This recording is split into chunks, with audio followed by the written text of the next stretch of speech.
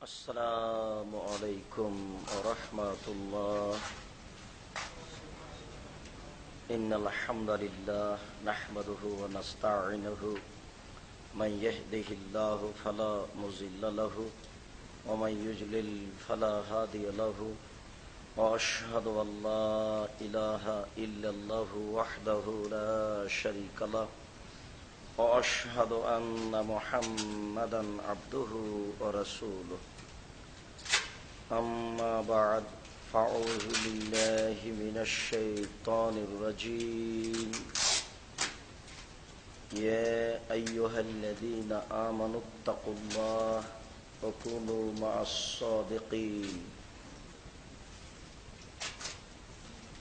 عن أبي هريرة رضي الله تعالى عنه قال قال رسول الله صلى الله عليه وسلم أنا زائم ببيت في وسط الجنة لمن ترك الكذب وإن كان مازح رواه البيهقي بسند صحيح. সম্মানিত উপস্থিতি, প্রশংসা আল্লাহর জন্য। শান্তি অবতীর্ণ হোক আল্লাহর রাসূলের উপর সাল্লাল্লাহু আলাইহি ওয়াসাল্লাম। আজকের আলোচনার প্রারম্ভের আলোচনা সত্য গ্রহণ করুন, মিথ্যা পরিহার করুন। সত্য গ্রহণ করা, মিথ্যা পরিহার করা সম্পর্কে এক গুরুত্বপূর্ণ তথ্যবহুল বিবরণের চেষ্টা করব ইনশাআল্লাহুল আজিজ। এটাই চূড়ান্ত যে মানুষকে সত্য গ্রহণ করতে হবে, মিথ্যা পরিহার করতে হবে। মানুষ অনেকে জেনে বুঝে মিথ্যা গ্রহণ করে, সত্য পরিহার করে, যার পরিণতি আরো ভয়াবহ। আল্লাহ তাআলা বলেন, ইয়া আইয়ুহাল্লাযীনা আমানু, হে বিশ্বাসীগণ, ইত্তাকুল্লাহ, তোমরা আল্লাহকে ভয় করো। আল্লাহর ভয় মানুষের ভিতরে আসবে আল্লাহর অবগতি অনুযায়ী। যে যেমন আল্লাহকে জানবে সে তেমন আল্লাহকে ভয় করবে। এ কারণে রাসূল সাল্লাল্লাহু আলাইহি ওয়াসাল্লাম বলেন, ওয়াল্লাযী নাফসি বিয়াদিহি, আল্লাহর কসম, আল্লাহর কসম, আল্লাহর কসম, লাউ তা'লামুনা মা আ'লামু লাবাকাইতুম কাসীর ওয়া লাযাহিকতুম কালিল। আমি যেমন আল্লাহকে জানি, তোমরা যদি আল্লাহকে জানতে, আমি যেমন আল্লাহকে জানি তোমরা তেমন যদি আল্লাহকে জানতে, তাহলে বেশি বেশি কাঁদতে, কম কম হাসতে।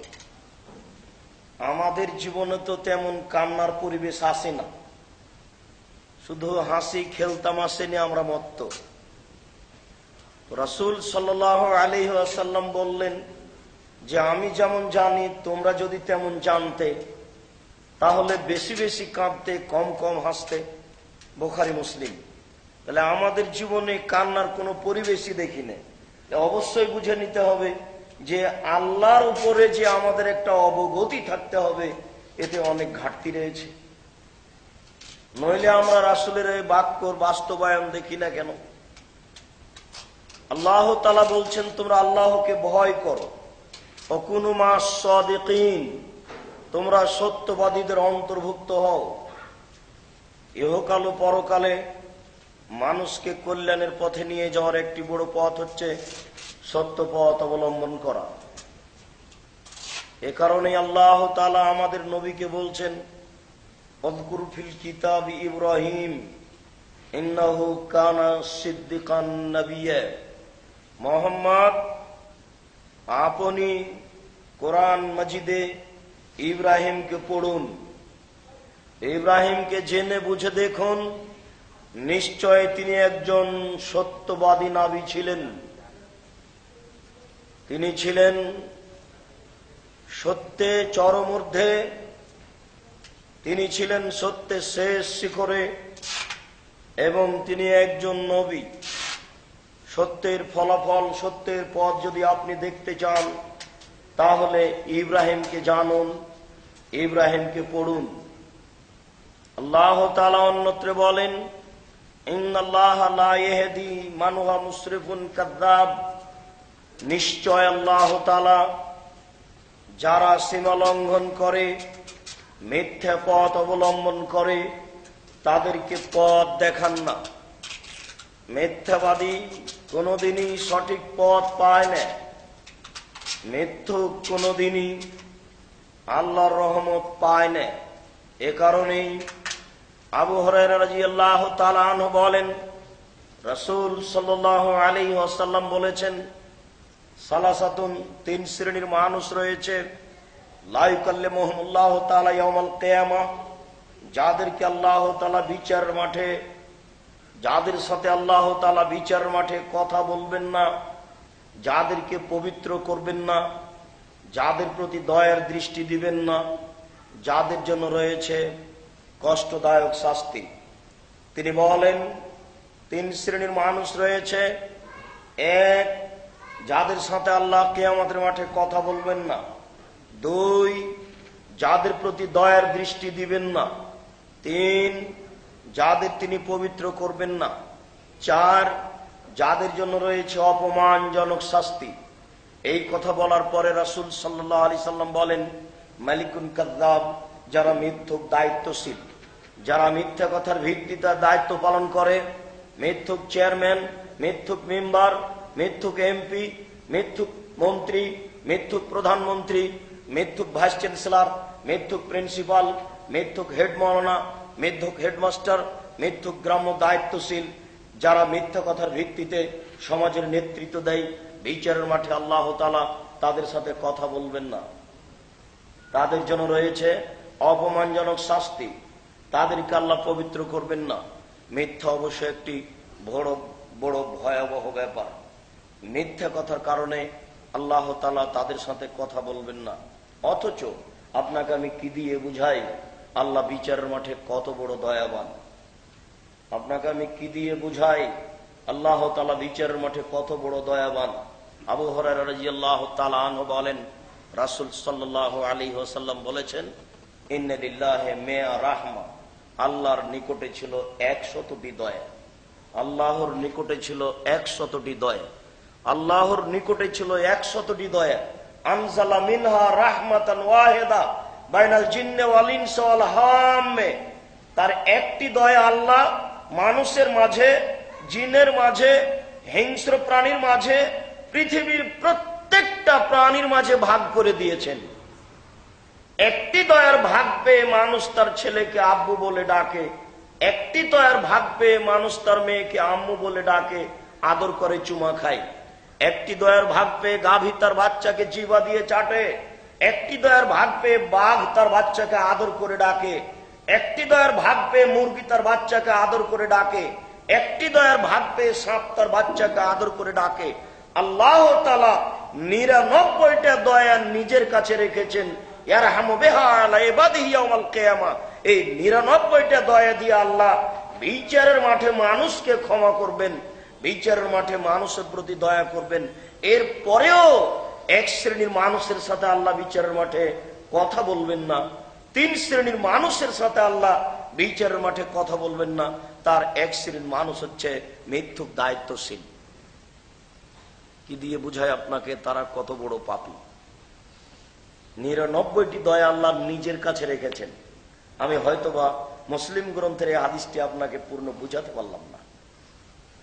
একটি দয়ার ভিত্তিতে প্রাণী তার বাচ্চাকে আদর করে, কিভাবে আপনি তার বাস্তব, আপনি আপনার মেয়েকে, আপনার ছেলেকে কিভাবে আদর করেন, আপনি তার বাস্তব।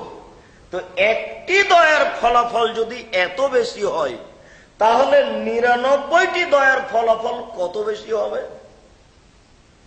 তো 99টি দয়া নিজের কাছে রেখেছেন বান্দার প্রতি দয়া করার জন্য। এর পরেও তিন শ্রেণীর মানুষের সাথে কথা বলবেন না। আপনাকে আমি বলে বুঝাতে পারবো তারা কত বড় পাপী?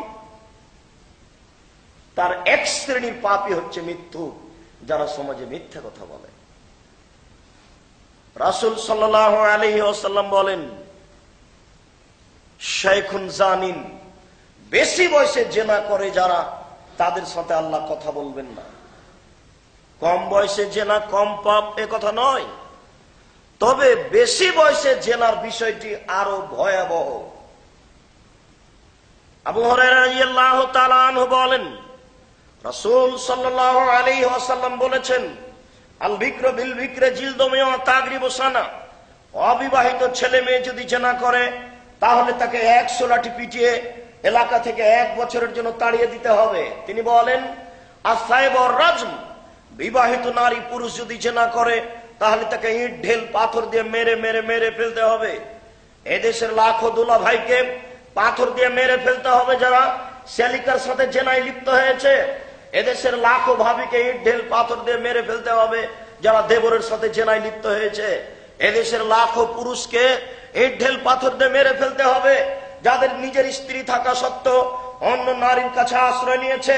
এদেশের লাখো নারীকে ইট ঢেল পাথর দিয়ে হত্যা করতে হবে যাদের নিজের স্বামী থাকা সত্ত্বেও অন্য পুরুষের কাছে আশ্রয় নিয়েছে।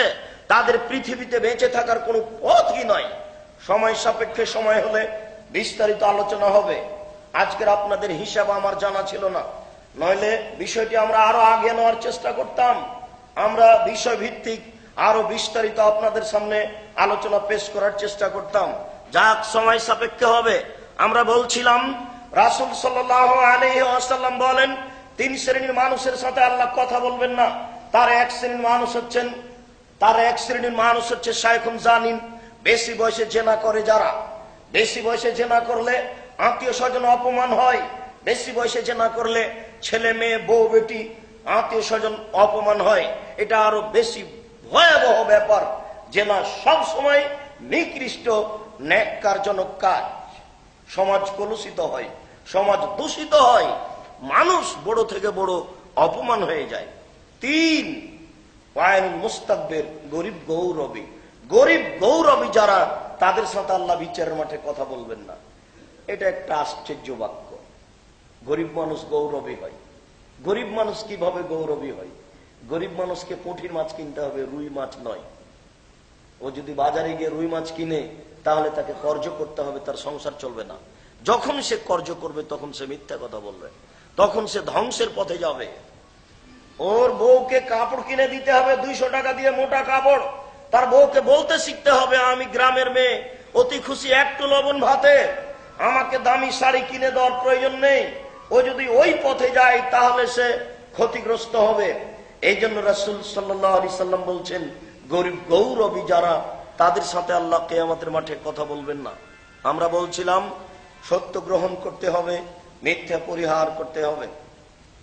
উবাদা ইবনে সামিত রাদিয়াল্লাহু তাআলা আনহু বলেন, রাসূল সাল্লাল্লাহু আলাইহি ওয়াসাল্লাম বলেছেন, ইজমানু লি সিত্তান মিন আনফুসিকুম। তোমরা 6টা জিনিসকে আমার পক্ষ থেকে গ্রহণ করো। তোমরা 6টা জিনিসকে আমার পক্ষ থেকে গ্রহণ করো। আজমান লাকুমুল জান্নাহ, বিচারের মাঠে আমি তোমাদেরকে জান্নাতে নিয়ে যাওয়ার ব্যাপারে জিম্মেদার। কিভাবে জান্নাতে নিয়ে যেতে হবে বিচারের মাঠে সেটা আমি দেখব। তবে তোমরা 6টা জিনিস গ্রহণ করো। 1, ওয়াসদুকু ইযা হাদাসতুম। যখন তোমরা কথা বলছো তখন তোমরা সত্য কথা বলো। যখন তোমরা কথা বলছো সত্য কথা বলো। এটা তোমাদের জীবনে সবচেয়ে গুরুত্বপূর্ণ কাজ হবে। 2, ওয়াফু ইযা ওয়াদতুম। মানুষের সাথে ওয়াদা করলে পূরণ করো। ওয়াদা খেলাপ করা মুনাফিকের কাজ। মানুষের সাথে ওয়াদা করলে পূরণ করো। পরের বিষয়টি আমি দেখব। 3, অদ্দু ইযা উতুমেনতুম। মানুষ যদি তোমার কাছে আমানত রাখে তাহলে তা সময়ে প্রদান করো। আমানতের বিষয়টি আলোচনা শেষে আমরা আরো বিস্তারিত পেশ করার চেষ্টা করব ইনশাআল্লাহ। এখানে এতটুকু বুঝি যে আল্লাহ রাসূল বললেন যে তোমাদের নিকটে আমানত রাখা হলে তা সময়ে প্রদান করো। 4, ওয়াহফাজু ফুরুজাকুম। তোমরা তোমাদের লজ্জা স্থানকে হেফাজতে রাখো। তোমরা তোমাদের লজ্জা স্থানকে কন্ট্রোলে রাখো। রাসূল সাল্লাল্লাহু আলাইহি ওয়াসাল্লাম বলেন, মানুষ যদি 2টা জিনিসের জিম্মেদারি নিতে পারে, মুখ এবং লজ্জা স্থান, মানুষ যদি 2টা জিনিসের জিম্মেদারি নিতে পারে, মুখ এবং লজ্জা স্থান, আমি তাকে জান্নাতে নিয়ে যাওয়ার জন্য জিম্মেদারি নিলাম। আমি মুহাম্মদ সাল্লাল্লাহু আলাইহি সাল্লাম তাকে জান্নাতে নিয়ে যাওয়ার জন্য জিম্মেদারি নিলাম, মাইয়াজমানলি মা বাইনা লাইয়া ও মা বাইনা রিজলাইয়া আজমাউল্লাহ জান্নাহ, বুখারী মুসলিম। কেউ যদি মুখ এবং লজ্জা স্থানের জিম্মেদারি নিতে পারে, আমি মুহাম্মদ সাল্লাল্লাহু আলাইহি সাল্লাম তাকে জান্নাতে নিয়ে যাওয়ার জন্য জিম্মেদারি নিলাম। লজ্জা স্থানকে কন্ট্রোলে রাখার বিষয়টি খুবই কঠিন। দিন যত যাবে জেনা ব্যভিচার তত বেড়ে যাবে। রাসূল সাল্লাল্লাহু আলাইহি সাল্লামের ওই বাক্যটি ছাত্র জীবনে বুঝতে পারতাম না, এটা হয় কি করে। রাসূল সাল্লাল্লাহু আলাইহি সাল্লামের ওই বাক্যটি ছাত্র জীবনে বুঝতে পারতাম না, এটা হয় কি করে। তিনি বলছেন, এ তাহারাজুল তাহারুজাল হেমারে, গাধা যেমন গাধীর সাথে মিলে লজ্জা বুঝে না, ষাঁড় যেমন গাভীর সাথে মিলে লজ্জা জানে না, মানুষ তেমন খোলা মাঠে জেনা করবে, লজ্জা বুঝবে না। এখন তার বাস্তব, যেখানে সেখানে দেখেন, কলেজ বিশ্ববিদ্যালয়ের মাঠে দেখেন, 10টার সময়তে একজন যুবক একজন যুবতীর উরু রানের উপরে মাথা দিয়ে শুয়ে গেছে। দিন পার হয়ে যাচ্ছে, কেউ কিছু বলে না। বলা নাকি যায় না, বলা নাকি অপরাধ। দিন পার হয়ে যায়, এই রাস্তা দিয়ে লাখো মানুষ হাঁটে, এই বিশ্ববিদ্যালয়ের ফিল্ডে ভাইস চ্যান্সেলর হাঁটেন, প্রিন্সিপাল হাঁটেন, জনগণ হাঁটে, কেউ কিছু বলে না। বলা নাকি যায় না, বলা নাকি অপরাধ। এটা নাকি পশুর জগৎ, সবাই নাকি পশু, কেউ নাকি মানুষ নেই। মানুষ যদি হয় তাহলে বলে না কেন? মানুষ মানুষ হতে পারে 3টি পদ্ধতিতে। মানুষ মানুষ হতে পারে 3টি পদ্ধতিতে, 3টি পথে মানুষ হতে পারে। রাসূল সাল্লাল্লাহু আলাইহি সাল্লাম বলছেন, মানরা মিনকুম মুনকারান ফালিগাইয়িরু বিয়াদিহি, যে কোনো অন্যায় দেখলে যে কোনো মূল্যে জোরপূর্বক ঠেকাতে হবে, তখন সে মানুষ। এখানে একটা টিভিতে, ভাতিজার টিভিতে ল্যাংটা মেন আসছে, ভাতিজার সাথে পরামর্শের কোনো প্রয়োজন নেই, লাথি মেরে টিভি ভেঙে দিতে হবে, তখন সে মানুষ। ব্যবস্থাতে যদি ও না পারে, মনে করে যে ভেঙে দিলে সমস্যা আছে, তাহলে বলতে হবে, ভাতিজা এই কাজ ঠিক নয়। আল্লাহ রাসূল বলছেন, ফাইলাম ইস্তাতে ফাবিলিসানিহি, মুখে বলতে হবে তোমার এটা ঠিক নয়। ফাইলাম ইস্তাতে, যদি না পারে তাহলে ফাবে কালবিহি, অন্তরে ঘৃণা করে বলবে, তোমাকে ঘৃণা করি, তোমার কাজকে ঘৃণা করি, আমি গেলাম, তখনও সে মানুষ। জোর করে ভেঙে দিতে পেরেছে, তখনও সে মানুষ। মুখে বলতে পারে, তখনও সে মানুষ। ঘৃণা করতে পারে, তখনও সে মানুষ। মাগরিবের সালাত আদায় করার পরে ভাতিজার দোকানের সামনে বসে টিভি দেখে, তখন সে মানুষ নয়, হতে পারে না। ছেলে মেয়ে ঘুমিয়ে গেছে, রাত 12টা 1টার সময়তে টিভি নিয়ে ভারত লন্ডন চলে গেল, তাহাজ্জুদ পড়ে, হতে পারে না, তখন সে মানুষ নয়, সে পশু। সে পশুর চেয়েও খারাপ। তাই তো আল্লাহ তাআলা বলেন, অতীন, ডমর ফলের কসম, অজাইতুন, জাইতুন ফলের কসম, অতুরে সিনিন, তুর পাহাড়ের কসম, ওয়াহাদাল বালাদিল আমিন, এই মক্কা শহরের কসম, লাকাদ খালাকনাল ইনসানা ফি আহসানি তাকওয়িম, আমি মানুষকে অতীব উত্তম করে সুন্দর করে সৃষ্টি করেছি।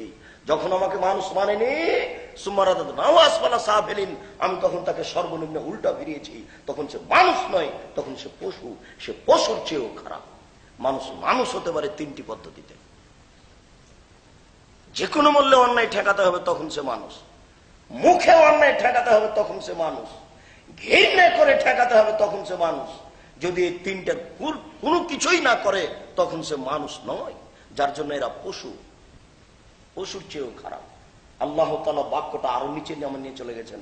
আল্লাহ তাআলা বলছেন যে ও পশুর চেয়েও খারাপ। রাসূল সাল্লাল্লাহু আলাইহি ওয়াসাল্লাম বলেন, 5 কুফফু আইদিয়াকুম, হাতকে সংবরণশীল করে রাখো। শরীরে ক্ষমতা থাকলে মানুষের প্রতি অন্যায় করবে, এই কথা ঠিক নয়। পয়সা বেশি থাকলে মানুষের প্রতি অত্যাচার করবে, এই কথা ঠিক নয়। রিকশায় উঠেছ, 1 কিলোমিটার যাওয়ার পরে রিকশা থেকে নেমেই তুমি বলছো কত ভাড়া, ও বললো 100 টাকা, তুমি খেপে 1 থাপ্পড় মেরে দিলে, এটা ঠিক নয়। হাত সংবরণশীল করো, একদিন না একদিন বিচার হবেই, সেদিন তুমি টিকতে পারবে না। তুমি আবার কে? ফেরাউনও টিকতে পারবে না। লা তামলিকু নাফসুন লিনাফসিন শাইআ ওয়াল আমরু ইয়াউমাযি লিল্লাহ, সেই দিন কোন মানুষের কোন কাজে আসবে না, একচ্ছত্র ক্ষমতা আল্লাহর হাতে থাকবে। অতএব সাবধান থাকো, হাতকে সংবরণশীল করে রাখো। 6 গুজ্জু আবসারাকুম, চক্ষু নিচু করো। এর বাস্তবতা আপনাকে কি দিয়ে বুঝাই?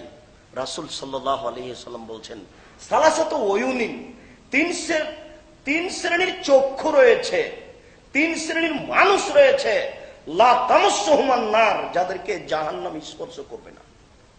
তিন শ্রেণীর চক্ষু রয়েছে, তিন শ্রেণীর মানুষ রয়েছে, যাদেরকে জাহান্নাম স্পর্শ করবে না। এক, বাকাত মিন খাশিয়াতিল্লাহ, ওই চক্ষু জাহান্নামে যাবে না, ওই ব্যক্তি জাহান্নামে যাবে না যে ব্যক্তি আল্লাহর ভয়ে কাঁদে। দুই, হারাসাত ফি সাবিলিল্লাহ, ওই চক্ষু জাহান্নামে যাবে না, ওই ব্যক্তি জাহান্নামে যাবে না যে আল্লাহর রাস্তায় দিনরাত পাহারা দেয়। তিন, ওই চক্ষু জাহান্নামে যাবে না, ওই চক্ষু ওই ব্যক্তিকে জাহান্নাম স্পর্শ করবে না। গাছাত মাহারিমিল্লাহ, যে চক্ষু বেগানা নারীকে দেখে নিচু হয়ে যায়, যে চক্ষু বেগানা নারীকে দেখে নিচু হয়ে যায়। পাশে সিলেট শহর, নগ্ন মেয়ে রাস্তায় হাঁটছে, ও কি হিন্দুর মেয়ে, ও কি ইহুদির মেয়ে, ও কি খ্রিস্টানের মেয়ে, জিনা, ও মুসলিম মেয়ে।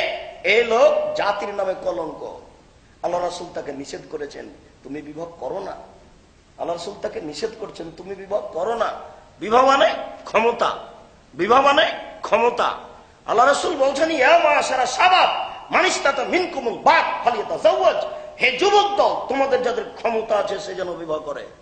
ক্ষমতা মানে পেশাবখানা, পায়খানা, গোসলখানা, বৈঠকখানা, মোহর। ক্ষমতা মানে শারীরিক ক্ষমতা। স্ত্রী ওই দিক থেকে ছোট ব্লাউজ পরে বাইরে বাড়ির ভিতরে চলে আসলো, এই এরপরে যদি আমি তোমাকে এইভাবে রাস্তায় চলতে দেখি, তোমার পিঠের চামড়া তুলে দেবো, এর নাম ক্ষমতা। তাই আল্লাহ রাসূল বললেন, ফাইলে ব্যস্তাতে, যদি ক্ষমতা না থাকে ফালাহি বিসওম, সে যেন রোজা থাকে। ক্ষমতা যদি না থাকে তাহলে সে যেন রোজা থাকে। ফাইনাহু লাহু বেজা, রোজাই হচ্ছে তার যৌবনকে দমন করার মাধ্যম। সে বিবাহ করতে পাবে না, ও তো কাপুরুষ। কাপুরুষের মেয়ে রাস্তায় হাঁটছে, কাপুরুষের মেয়ে বাজারে চলছে, কাপুরুষের মেয়ে রাস্তায় চলছে, কাপুরুষের মেয়ে বাজারে হাঁটছে। আশ্চর্য, তা হতে পারে না। সত্য গ্রহণ করুন, মিথ্যা পরিহার করুন। সত্য গ্রহণ করুন, মিথ্যা পরিহার করুন। চক্ষু নিচু করে চলুন। তিন শ্রেণীর মানুষ জাহান্নামে যাবে না। তার এক শ্রেণীর মানুষ হচ্ছে যাদের চক্ষু বেগানা নারীকে দেখে নিচু হয়ে যায়। বিষয়টি খুব কঠিন। রাস্তাঘাট অচল অকেজো করেছে আপনার মেয়ে, রাস্তাঘাট অকেজো করেছে মুসলমানের মেয়ে। এগুলো হিন্দুর মেয়ে নয়, এগুলো ইহুদি খ্রিস্টানের মেয়ে নয়। আমি কি করে রাস্তায় চলি ভালোভাবে? আপনি বিবাহের নামে কলঙ্ক, আপনি জাতির নামে কলঙ্ক। শ্বাস বন্ধ হওয়ার পূর্বে আপনি এই পাপ বন্ধ করার চেষ্টা করুন। হাত থেকে ঢেল ছুটে গেলে যেমন ঢেল ধরা যায় না, শ্বাস বন্ধ হয়ে গেলে তেমন পাপকে ঠেকানো যাবে না। রাজশাহী চাঁপাই নবাবগঞ্জে বলে, পাপ কারো বাপ নয়, মানে পাপ আপনার কোনোদিন অনুকূলে আসবে না। একদিন না একদিন পাপ আপনার যথাযথ বিচার করেই ছাড়বে। অতএব শ্বাস বন্ধ হওয়ার পূর্বেই এই পাপকে ঠেকানোর চেষ্টা করুন। শ্বাস বন্ধ হয়ে গেলে পাপকে ঠেকানোর কোনো পথ থাকবে না। উবাদা ইবনে সামিত রাদিয়াল্লাহু তাআলা আনহু বলেন, রাসূল সাল্লাল্লাহু আলাইহি ওয়াসাল্লাম বলেছেন, আনা যাইমুন বিবাইতিন ফি ওয়াসতিল জান্নাহ, আমি জান্নাতের মাঝামাঝিতে একটা ঘর নিয়ে দেওয়ার ব্যাপারে জিম্মেদার। আমি জান্নাতের মাঝামাঝিতে একটা ঘর নিয়ে দেওয়ার ব্যাপারে জিম্মেদার। কার জন্য? লেমান তারাকাল কিযবা, যে ব্যক্তি মিথ্যা পরিহার করলো, ওয়াইনকানা মাযে, মজাক করে হলেও। মজাক বুঝেন কি? বিদ্রুপ করে হলেও, ঠাট্টা করে হলেও, মজাক করে হলেও যে মিথ্যা পরিহার করলো, আমি তার জন্য জান্নাতের মাঝামাঝিতে একটা ঘর নিয়ে দেওয়ার ব্যাপারে জিম্মেদার। এ কারণেই আমাদের নবী মুহাম্মদ সাল্লাল্লাহু আলাইহি সাল্লাম যখন তখন বলতেন, রব্বি আদখিলনি মুদখালা সিদক আখরিজনি মুখরাজা সিদক, হে আল্লাহ, তুমি আমাকে যেখানে নিয়ে যাবা সত্যবাদী করে নিয়ে যাও। যেখান থেকে আমাকে বের করবা সত্যবাদী করে বের করো। আমি এলাকা থেকে চলে যাব, সারা এলাকার মানুষকে কিয়ামত পর্যন্ত বলতে হবে মুহাম্মদ সত্যবাদী। আমি যে এলাকায় ঢুকবো সে এলাকার মানুষকে কিয়ামত পর্যন্ত বলতে হবে মুহাম্মদ সত্যবাদী। এরকম সত্যের ক্ষমতা, এরকম সত্যের একটা পরিস্থিতি তুমি আমার মধ্যে তৈরি করো। তাই তিনি যখন তখন বলতেন, রব্বি, হে আমার প্রতিপালক, আদখিলনি মুদখালা সিদক, যেখানে নিয়ে যাবা সত্যবাদী করে নিয়ে যাও, যেখান থেকে আমাকে বের করবা সত্যবাদী করে বের করো। ওয়াজআলনি মিন লাদুনকা সুলতানান নাসীরা, আর তোমার পক্ষ থেকে আমাকে একটা সুন্দর উপযুক্ত যথাযথ সহযোগিতা সাহায্য দান করে। আব্দুল্লাহ ইবনে মাসউদ রাদিয়াল্লাহু তাআলা আনহু বলেন, রাসূল সাল্লাল্লাহু আলাইহি ওয়াসাল্লাম বলেছেন, আলাইকুম বিসিদক, তোমরা সত্য গ্রহণ করো। আলাইকুম বিসিদক, তোমরা সত্য গ্রহণ করো, তোমরা সত্য গ্রহণ করো। ফাইন্না সিদকা ইহদি ইলাল বিররে, নিশ্চয় সিদক মানুষকে নেকির পথে নিয়ে যায়। ওয়াইনাল বিররা ইহদি ইলাল জান্নাহ, নিশ্চয় নেকি মানুষকে জান্নাতে নিয়ে যায়। লা ইয়াজালুর রাজুলু ইয়াসদুকু ওয়া ইয়াতাহাররা সিদকা, মানুষ সর্বদা সত্য বলে এবং সত্য বলার চেষ্টা করে। ইত্তাবু ইনদাল্লাহি সিদ্দিক, তখন তাকে আল্লাহর নিকটে সত্যবাদী বলে লেখা হয়। যারা সত্য বলে, সত্য বলার চেষ্টা করে, আল্লাহর নিকটে তাকে সত্যবাদী বলে লেখা হয়। আল্লাহ রাসূল বলেন, ইয়াকুমুল কিযবা, তোমরা মিথ্যা থেকে বেঁচে থাকো। ফাইনাল কিযবা ইহদি ইলাল ফুজুরে, নিশ্চয় মিথ্যা মানুষকে পাপের দিকে টেনে নিয়ে যায়। লা ইয়াজালুর রাজুলু ইয়াকযিবু ওয়া ইয়াতাহাররাল কিযবা, মানুষ সর্বদা মিথ্যা বলেন, মিথ্যা বলার চেষ্টা করে। ইত্তাবু ইনদাল্লাহি কাযাব, তখন তাকে আল্লাহর নিকটে মিথ্যাবাদী বলেই লেখা হয়। আপনি দুনিয়াতে আছেন, ওখানে লিস্ট হয়ে গেছে আপনি মিথ্যাবাদীদের একজন। আপনি দুনিয়াতেই আছেন, ওখানে আপনার তালিকায় চলে এসেছে আপনি সত্যবাদীদের একজন। পা ফেললে, পদক্ষেপ রাখলে হিসাব করে চিন্তা ভাবনা করে রাখতে হবে। মানুষ পৃথিবী থেকে ইচ্ছে মতো চলতে পারে না, এটা মুমিনের জন্য কারাগার। আমরা তো খুব ভালো বুঝি, সিলেট জেলখানায় যে আছে সে তো কারাগারে আছে। কিভাবে? ইচ্ছে মতো স্ত্রীর সাথে কথা বলতে পারে না, তাই তো কারাগার। ইচ্ছা মতো ছেলে মেয়ের সাথে কথা বলতে পারে না, তাই তো কারাগার। ইচ্ছা মতো হাটে বাজারে যেতে পারে না, তাই তো কারাগার। কিন্তু আল্লাহ রাসূল বলছেন, আর দুনিয়া সিজনুল মুমিন ওয়া জান্নাতুল লিল কাফির, দুনিয়া হচ্ছে মুমিনের জন্য কারাগার আর কাফেরদের জন্য একটি বাগান। কই বুঝতে পারি না কারাগার কাকে বলে। যারা কারাগারে আছে তারা তো ঠিকই বুঝছে, আমরা তো বুঝতে পারি না কারাগার কাকে বলে। আপনি কারাগারে আছেন, বুঝতে পারেন না কেন? নিজেকে মুমিন ভাবেন না। মুমিন ভাবলে কারাগার বুঝতে পারতেন। কিভাবে? এই যে এক গ্লাস পানি আপনি ইচ্ছা মতো পান করতে পারবেন না, কেন? আপনি কারাগারে আছেন, আপনার ইচ্ছা চলে না। কার ইচ্ছা চলবে? শুধুমাত্র একজন মানুষের, যার নাম মুহাম্মদ সাল্লাল্লাহু আলাইহি সাল্লাম। শাহজালাল সিলেটির কথার 5 পয়সা দাম নেই, শাহপরানের কথার 5 পয়সা দাম নেই, খাজা মঈনুদ্দিন চিশতির 5 পয়সা দাম নেই, তরিকা পন্থী 5 পয়সা দাম নেই। ইব্রাহিম আলাইহিস সালাম বিচার মাঠে টিকতে পারবেন না। কিসের পীর সাহেব আর কিসের বড় হুজুর আর কিসের বুজুর্গানে দিন, শুধুমাত্র মুহাম্মদ সাল্লাল্লাহু আলাইহি সাল্লাম। তাহলে আপনার ইচ্ছা চলে না, এর নাম কারাগার। সেটা আবার কি? এক গ্লাস পানি পান করেন, দেখেন 4টা নিয়ম পালন করতে হয়। ডান হাতে ধরতে হবে, বিসমিল্লাহ বলতে হবে, এক শ্বাসে পান করতে পাবেন না, শ্বাস ভিতরে ফেলতে পাবেন না। দেখেছেন? এর নাম কারাগার। এই যে 3000 টাকা দিয়ে জুতা কিনেছেন, আপনি ইচ্ছা মতো জুতা পরতে পাবেন না, আপনার ইচ্ছার 5 পয়সা দাম নাই। কিভাবে পড়তে হবে? ডান পায়ের জুতা আগে পড়তে হবে। জুতা জোড়া ইচ্ছা মতো খুলতে পাবেন না। কিভাবে খুলতে হবে? বাম পায়েরটা আগে খুলতে হবে। কেন? আপনি কারাগারে আছেন। এ দেখেন, আপনি বুঝতে পারছেন কারাগার কাকে বলে। 50 লক্ষ টাকা দিয়ে বাড়ি তৈরি করেছেন, ইচ্ছা মতো ঢুকতে পাবেন না। কিভাবে ঢুকতে হবে?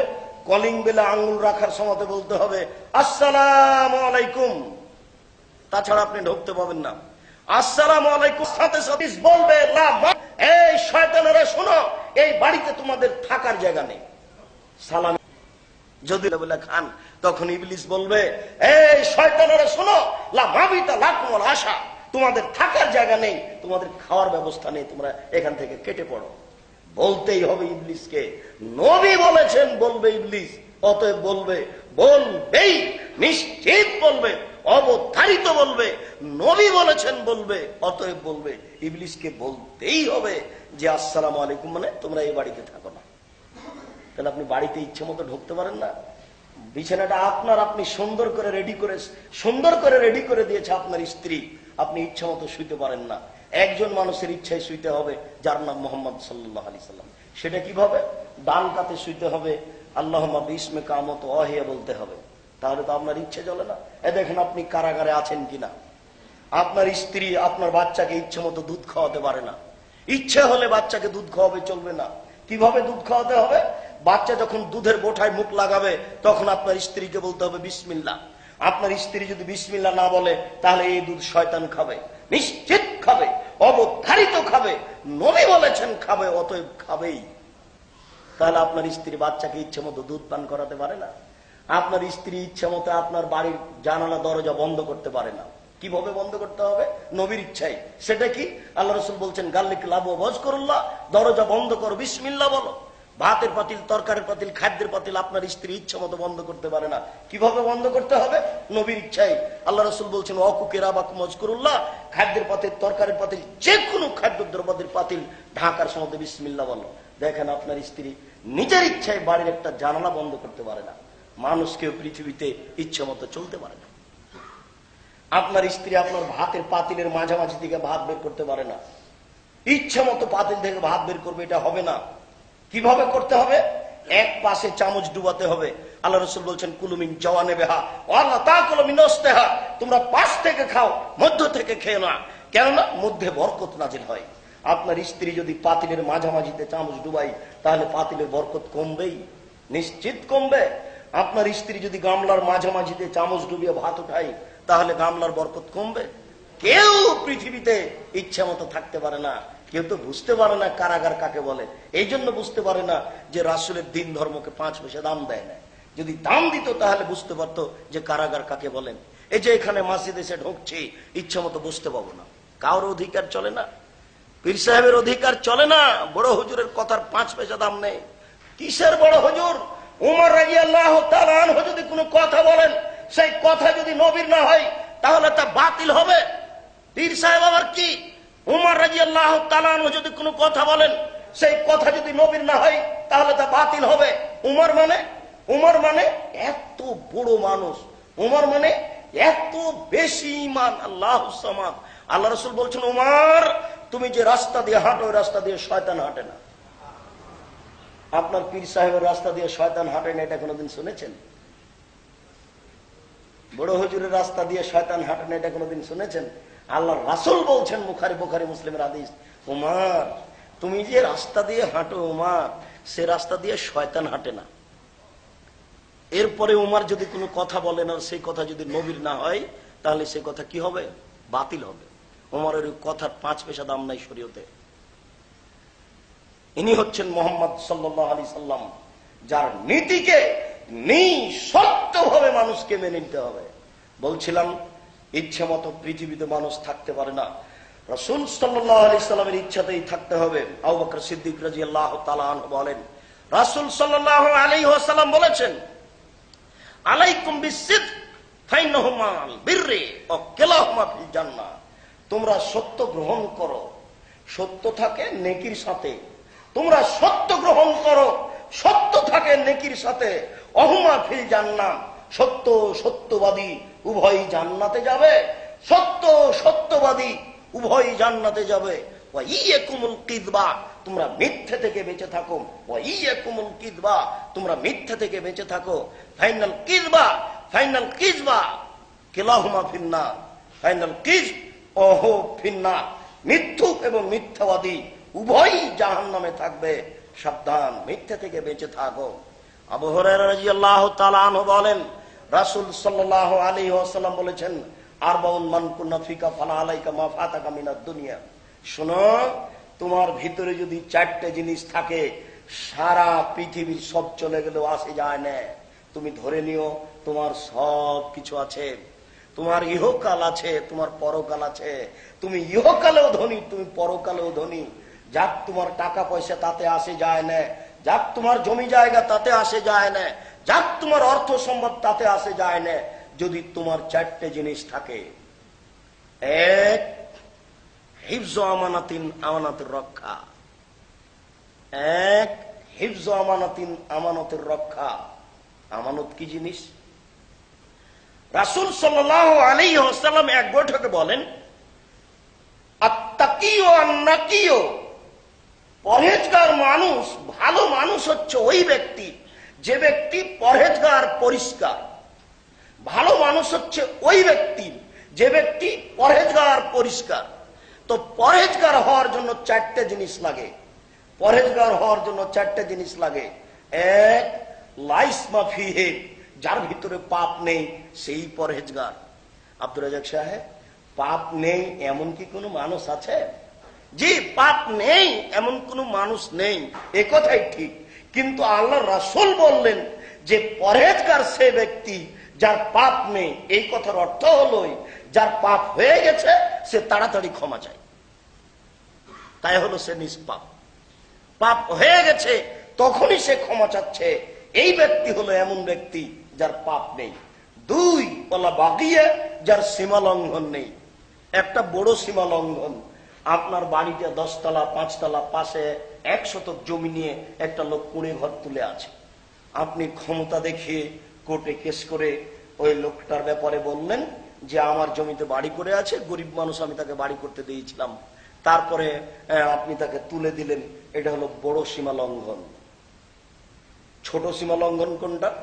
বাজারে গেছেন তরি তরকারি কিনতে, মরিচ কিনছেন, মরিচ বুঝেন, মরিচ, মরিচ নিচ্ছেন, একটা মরিচ আপনি হাতে নিয়েছেন, এবার দাড়ি পাল্লা ঠিক হয়ে গেছে, 100 মরিচ নেবেন। হাতের মরিচটা কোথায় রাখবেন আপনি? আপনার হাতেই কিন্তু একটা মরিচ আছে, দাড়ি পাল্লা কিন্তু ওজন ঠিক হয়ে গেছে। কথা আমার বুঝতে পারেননি? হাতের মরিচটা যদি আপনার পাল্লায় রাখেন তাহলে আপনি ছোট সীমা লঙ্ঘনকারী, এটাও অন্যায়।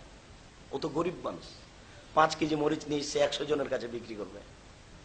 আপনি ধনী মানুষ, আপনার একটা মরিচ সহ্য হয় না, আপনি ওই মরিচটা আপনার পাল্লায় রাখলেন। জি না, ঠিক নয়। ওটা তারই এতে পাত্রে রাখতে হবে।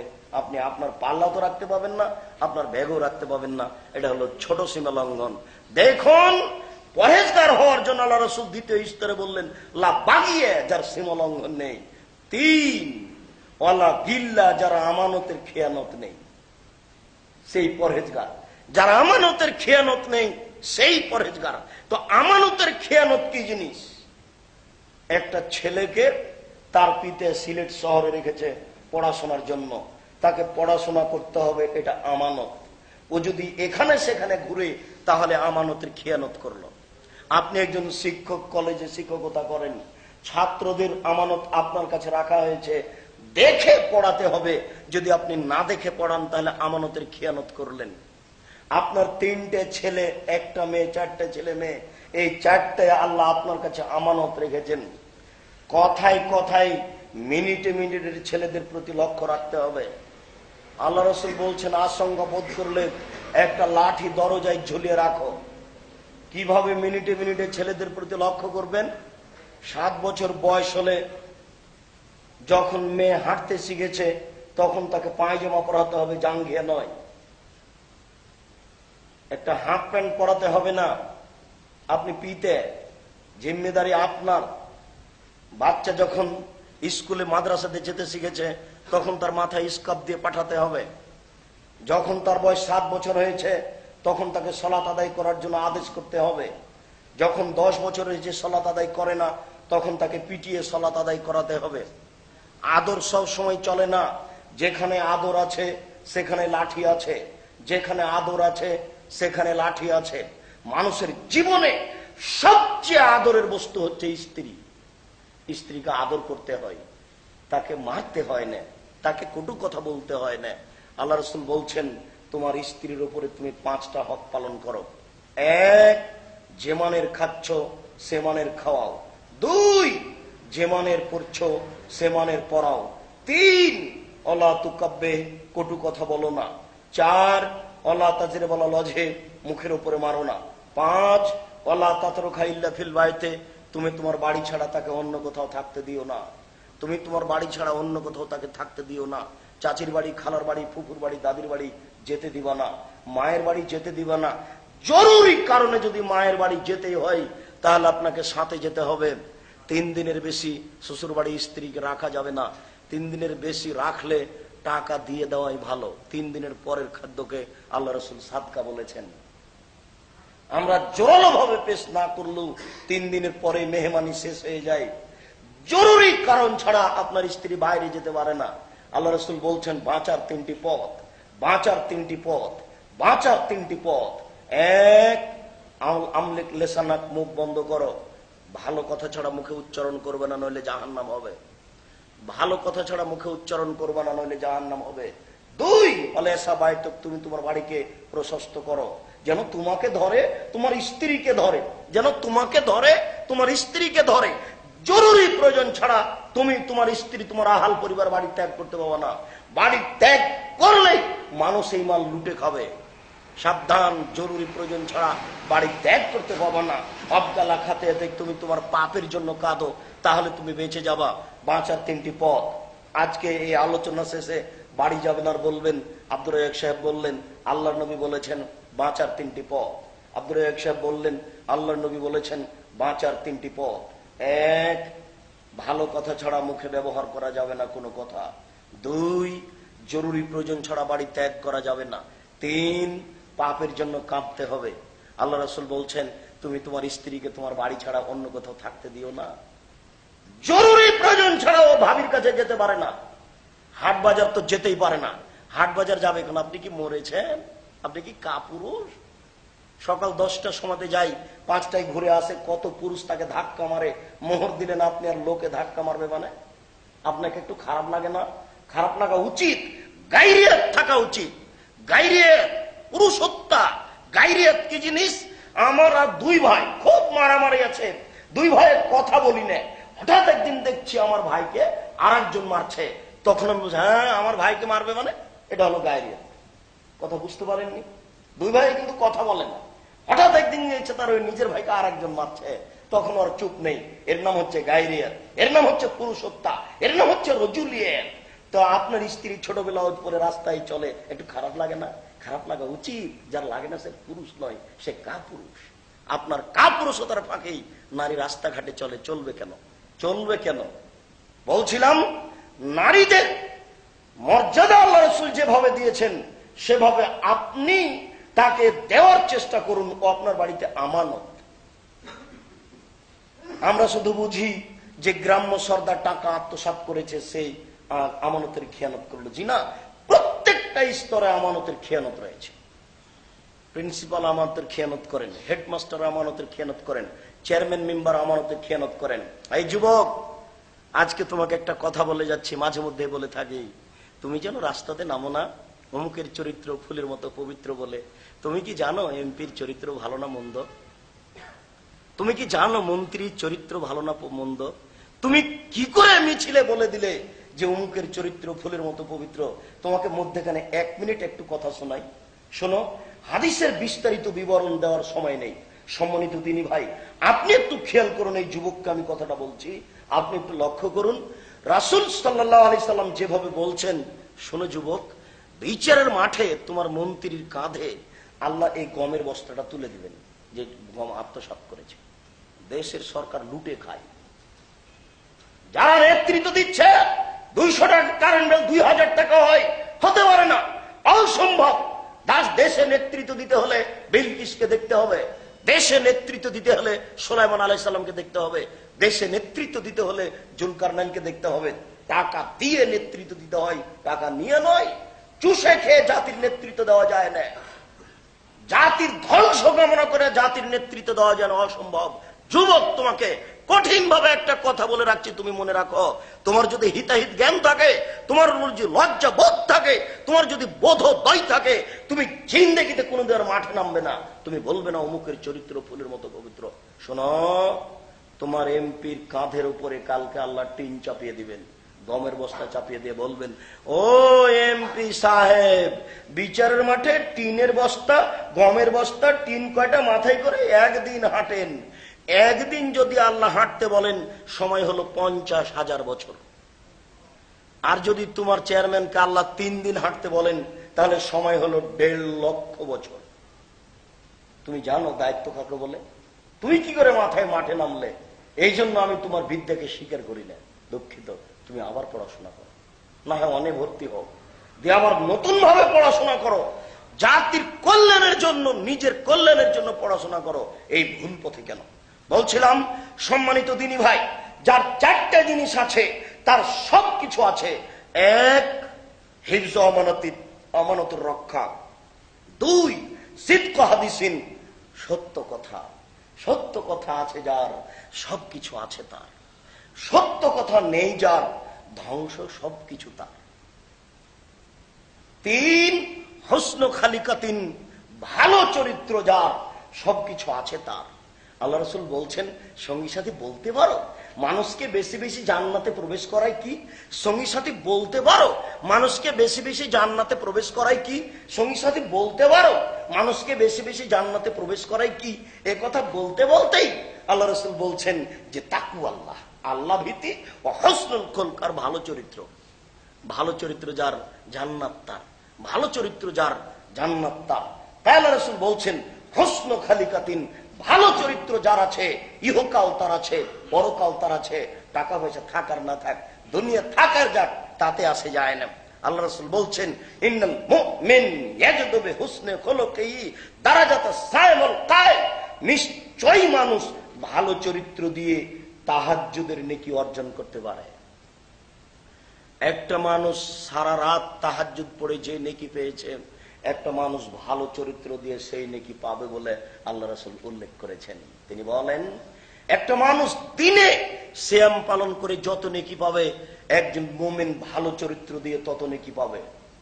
ইবাদতের জগতে সবচেয়ে দামি ইবাদত হচ্ছে সিয়াম, রোজা। ইবাদতের জগতে সবচেয়ে দামি ইবাদত হচ্ছে রোজা, সিয়াম। ইবাদতের জগতে সিয়ামের তুলনায় কোনো ইবাদত নেই। সালাত দিয়ে আল্লাহকে যত টাকা যায় আর কোন ইবাদত দিয়ে আল্লাহকে তত টাকা যায় না, এ কথা ঠিক। সালাত, নামাজ দিয়ে আল্লাহকে যত টাকা যায় আর কোন ইবাদত দিয়ে আল্লাহকে তত টাকা যায় না, এ কথা ঠিক। তবে সিয়াম দিয়ে আল্লাহকে যত সন্তুষ্ট করা যায় আর কোন ইবাদত দিয়ে আল্লাহকে তত সন্তুষ্ট করা যায় না। 1 মিনিট আপনাকে আমি সালাত দিয়ে আল্লাহকে কিভাবে ডাকা যায় তার দেখিয়ে আমি সামনের দিকে যাচ্ছি। লোকটা মারা গেছে, জানাজার জন্য রেডি হয়েছেন, আল্লাহু আকবার বলে সূরা ফাতিহা অন্য সূরা পড়লেন, আল্লাহু আকবার বলে দুরূদ পড়লেন, এরপরে আপনি শুরু করে দিলেন। দেখেন সালাত দিয়ে আল্লাহকে কিভাবে ডাকা যায়। আল্লাহুম্মা গফির লাহু, আল্লাহ তুমি এই লোকটাকে ক্ষমা করো, ওয়ারহামহু, তুমি তার প্রতি রহমত নাযিল করো, ওয়াফিহি, তুমি তাকে মাফ করো, ওয়াফিআনহু, তুমি তার প্রতি নিরাপত্তা অবতীর্ণ করো, ওয়াকরিম নুজুলাহু, তুমি তাকে দামি সম্মানী খাদ্য খেতে দাও, ওয়াসসামাদ খালাহু, তুমি তার থাকার জায়গা প্রশস্ত করে দাও, ওয়াগসিলু বিল মাই ওয়াসালজাল বারাদ, তুমি তাকে ঠান্ডা স্বচ্ছ পানি দিয়ে ধুয়ে পরিষ্কার করে দাও, কামানা কায়দা সবলাবে জুমিনা দানাস, যেমন ভাবে সাদা কাপড়কে ময়লা থেকে ধুয়ে পরিষ্কার করা হয়, ওয়াবদলহু দারান খায়রান মিন দারিহি, দুনিয়াতে যে বাড়ি ছিল তার চেয়ে সুন্দর বাড়ি দাও, ওয়াহালান খায়রান মিন আহলিহি, দুনিয়াতে যে পরিবার ছিল তার চেয়ে সুন্দর পরিবার দাও, ওয়াজাওজান খায়রান মিন জাওজিহি, দুনিয়াতে যে স্ত্রী ছিল তার চেয়ে সুন্দর স্ত্রী দাও, ওয়াদখিলুল জান্নাহ, তুমি তাকে জান্নাতে প্রবেশ করো, ওয়াজমিন আযাবিল কবর, তুমি তাকে কবরের শাস্তি থেকে বাঁচাও, ওয়া মিন আযাবিন নার, তুমি তাকে জাহান্নামের শাস্তি থেকে বাঁচাও। এই দেখেন সালাত। আপনাকে আমি 1 মিনিট সালাত দেখালাম, মানে বলছিলাম যে আল্লাহকে ডাকার সবচেয়ে বড় মাধ্যম কি বলেন তো? সালাত। তবে সিয়াম দিয়ে আল্লাহকে যত সন্তুষ্ট করা যায় আর কোন ইবাদত দিয়ে আল্লাহকে তত সন্তুষ্ট করা যায় না। সিয়াম বুঝি না? সিয়াম, রোজা, সিয়াম। সিয়াম দিয়ে আল্লাহকে যত সন্তুষ্ট করা যায় আর কোন মাধ্যম দিয়ে আল্লাহকে তত সন্তুষ্ট করা যায় না। তো আল্লাহ রাসূল বললেন যে একজন লোক একদিন সিয়াম পালন করে যত নেকি পাবে, একজন মানুষ ভালো চরিত্র দিয়ে তত নেকি পাবে। তাহলে ভালো চরিত্র কি জিনিস? বাপও বুঝে না চরিত্র, মাও বুঝে না, ছেলে মেয়ে তো বুঝার কোনো প্রশ্নই আসে না। আব্বু জি, সাবধান, রাস্তার এক পাশ দিয়ে হাঁটবে, হাঁটার সময় যেন কেউ মানুষ অহংকার বুঝতে না পারে। সবসময় মানুষকে ভদ্র চিত্তে কথা বলবে, যতই সমস্যা হোক না কেন। সাবধান, কখনো মিথ্যা কথা বলবে না। সাবধান, কোন মানুষকে কোনো সময় কটাক্ষ করে কথা বলবে না। আম্মু কলেজে যাওয়ার সময় এক পাশ দিয়ে হাঁটবে, মাথা নিচু করে হাঁটবে। মুরব্বী মানুষ দেখলে, এরকম কোন মানুষ দেখলে সালাম দিবে। আমাকে সালাম দিয়ে বাড়ি ত্যাগ করো, সালাম দিয়ে বাড়িতে প্রবেশ করবে। বাপ তো বুঝে না চরিত্র কাকে বলে। আশ্চর্য, কি দিয়ে আপনাকে এসব কথাগুলি বুঝায়? রাসূল সাল্লাল্লাহু আলাইহি সাল্লামের একটা কথা বারবার আঘাত করছে মাথার উপরে আপনাকে শোনানোর জন্য। আল্লাহ রাসূল বলছেন, 3টি পাপের কারণে 3টি গজব নাযিল হয়, 3টি পাপের কারণে 3টি গজব নাযিল হয়, 3টি পাপের কারণে 3টি গজব নাযিল হয়। দেখি আপনাকে আমি গজব 3টা আগে বলি। 1, খাসকুন, ভূমিকম্প হবে। 2, মাসখুন, আকার আকৃতি পরিবর্তন হবে। সন্ধ্যায় ছিল মানুষ, সকালে হয়ে যাবে শুকুর বানর। 3, কাজফুন, সর্ব ধরনের সমস্যা পৃথিবীতে নেমে আসবে। মসজিদে মারামারি, মাদ্রাসায় মারামারি, কলেজ বিশ্ববিদ্যালয়ে মারামারি, রাস্তাঘাটে মারামারি, দ্রব্যমূল্য বৃদ্ধি। 20 টাকা কেজি চাউল 40 টাকা হলো, 10 টাকা কেজি বেগুন 30-40 টাকা হলো, 20 টাকা কেজি করলে 80-90 টাকা হলো। সবকিছু দ্রব্যমূল্য বেড়ে যাবে, সর্ব ধরনের সমস্যা নেমে আসবে। এই 3টি গজব। পাপ 3টি কি? 1, এদা সারিবুল খমরা, যখন মানুষ নেশাদার দ্রব্য পান করবে, বিড়ি, তামাক, জর্দা, সিগারেট, গুল, নেশাদার দ্রব্য যখন মানুষ পান করবে, তখন এসব সমস্যা নেমে আসবে। 2, জাহারাতুল কায়নাত, যেদিন মেয়েরা নাচবে। অবাক হবেন আপনি, সিলেট শহরে বাড়িটা হচ্ছে 5 তলা, 30টা রুম আছে, প্রায় 30টা রুমে মেয়ে নাচে। প্রায় মোবাইলে ল্যাংটা মেয়ে নাচে, প্রায় দোকানে ল্যাংটা মেয়ে নাচে। এই কথাই নবী বলছেন যে জাহরাতুল কায়নাত, যেদিন গায়িকা প্রকাশ পাবে, যেদিন মেয়েরা নাচবে। 3, অজরাবু বিল মাযিব, যেদিন বাদ্যযন্ত্র প্রকাশ পাবে। প্রায় মোবাইলে বাদ্যযন্ত্র রয়েছে, প্রায় ঘরে বাদ্যযন্ত্র রয়েছে, প্রায় দোকানে বাদ্যযন্ত্র রয়েছে। আপনি রাসূলের কথাটিকে বাস্তব মিলিয়ে দেখুন, হুবহু একেবারে মিলে আছে। আবু দারদা রাদিয়াল্লাহু তাআলা আনহু বলেন, রাসূল সাল্লাল্লাহু আলাইহি ওয়াসাল্লাম বলেছেন, আসকালু শাইইন ফি মিজানিল মুমিন ইয়াউমাল কিয়ামা খুলুকুন হাসান। বিচারের মাঠে মুমিনে, ভালো মানুষের সবচেয়ে ভারী আমল দাঁড়ি পাল্লায় হবে ভালো চরিত্র। সেম অত ভারী নেকি নয়, ভালো চরিত্র যত ভারী নেকি। হজ 3 লক্ষ টাকা খরচ হয়েছে করতে, খুব সমস্যা। হজ অত ভারী নেকি নয়, ভালো চরিত্র যত ভারী নেকি। শীতের দিনে তাহাজ্জুদ পড়া খুবই কঠিন ব্যাপার। খুব দামি জান্নাত পাওয়া যায় তাহাজ্জুদ পড়ে, খুব দামি, এত দামি। আল্লাহ রাসূল বলছেন, ইন্না ফিল জান্নাতি লাগোরা, অবশ্যই জান্নাতে অনেকগুলি ঘর রয়েছে। ইরা জাহিরুহু মিন বাতিনিহা বাতিনুহু মিন জাহিরিহা, যার বাহির থেকে ভিতর দেখা যায়, ভিতর থেকে বাহির দেখা যায়। হীরা মুক্তা মাণিক্য দ্বারা তৈরি, ঝকঝক ঝকঝক করছে, টক টক টক করছে, এত উন্নত মানের ঘর। তখন সাহাবীগণ বলছেন, আল্লাহ রাসূল লিমান হাযিহি, বললেন তো অনেক, এত দামি ঘর কে পাবে? এই দামি ঘর কে পাবে? তখন আল্লাহ রাসূল বলছেন, 1, লেমন আলানাল কালামা, যার মুখের ভাষা নরম। 2, আতামা তামা, যে ফকির মিসকিনকে খেতে দেয়। এই জন্যই আমি আপনাদেরকে মাঝে মধ্যে বলি যে আপনাকে বাপের স্বভাবে ফিরে যেতে হবে, দাদার বৈশিষ্ট্যে ফিরে যেতে হবে, বাপের স্বভাবে ফিরে যেতে হবে। সেটা কি? আপনাকেই বলি যে আপনারা ছিলেন 10-12 ভাই বোন, 10 ভাই বোন। আর আপনার পিতার একটা অভ্যাস ছিল মসজিদ থেকে মেহমান ধরে আনা, ফকির ধরে আনা। আর বাড়িতে ছিল 3 জন কিষান কামলা। তো আপনারা হলেন 10 ভাই বোন, আর 2 জন ফকির, এ হলো 12 জন। 3 জন কিষান কামলা, এ হলো 15 জন। আর আপনার পিতা মাতা, এ হলো 17 জন। এতগুলি মানুষের খাওয়ার আপনার মা ঢেঁকিতে ধান ভেঙে রেডি করত। আপনার মনে পড়ে না? কোন দিন আপনার মা ভারী মনে করেনি, বরং বলেছে আপনাকে, আব্বু বেটা খবরদার ফকিরকে যেতে দিও না, ফকিরকে খেতে দিতে হয়, ফকিরকে তিরস্কার করতে হয় না। এটা ছিল আপনার মায়ের বৈশিষ্ট্য, মায়ের স্বভাব। এখন যদি আপনি মেহমান আমাকে নিয়ে যান একজন, তাহলে আপনার স্ত্রী বলবে, হ্যাঁ তুমি রাতে মেহমান নিয়ে এসছো, নাক চিটকানি দিবে, কে এখন রান্না করবে, তুমি হোটেল থেকে খাওয়াই নিয়ে এলে না। দেখেন, আপনার মা আজও 80 বছর বয়স হয়ে গেছে, বলবে, বাবা থামো, মেহমানকে বসতে দাও, আমি খানা পানি তৈরি করে দিচ্ছি, বৌমা থাক। আজও আপনার মা প্রস্তুত। আশ্চর্য।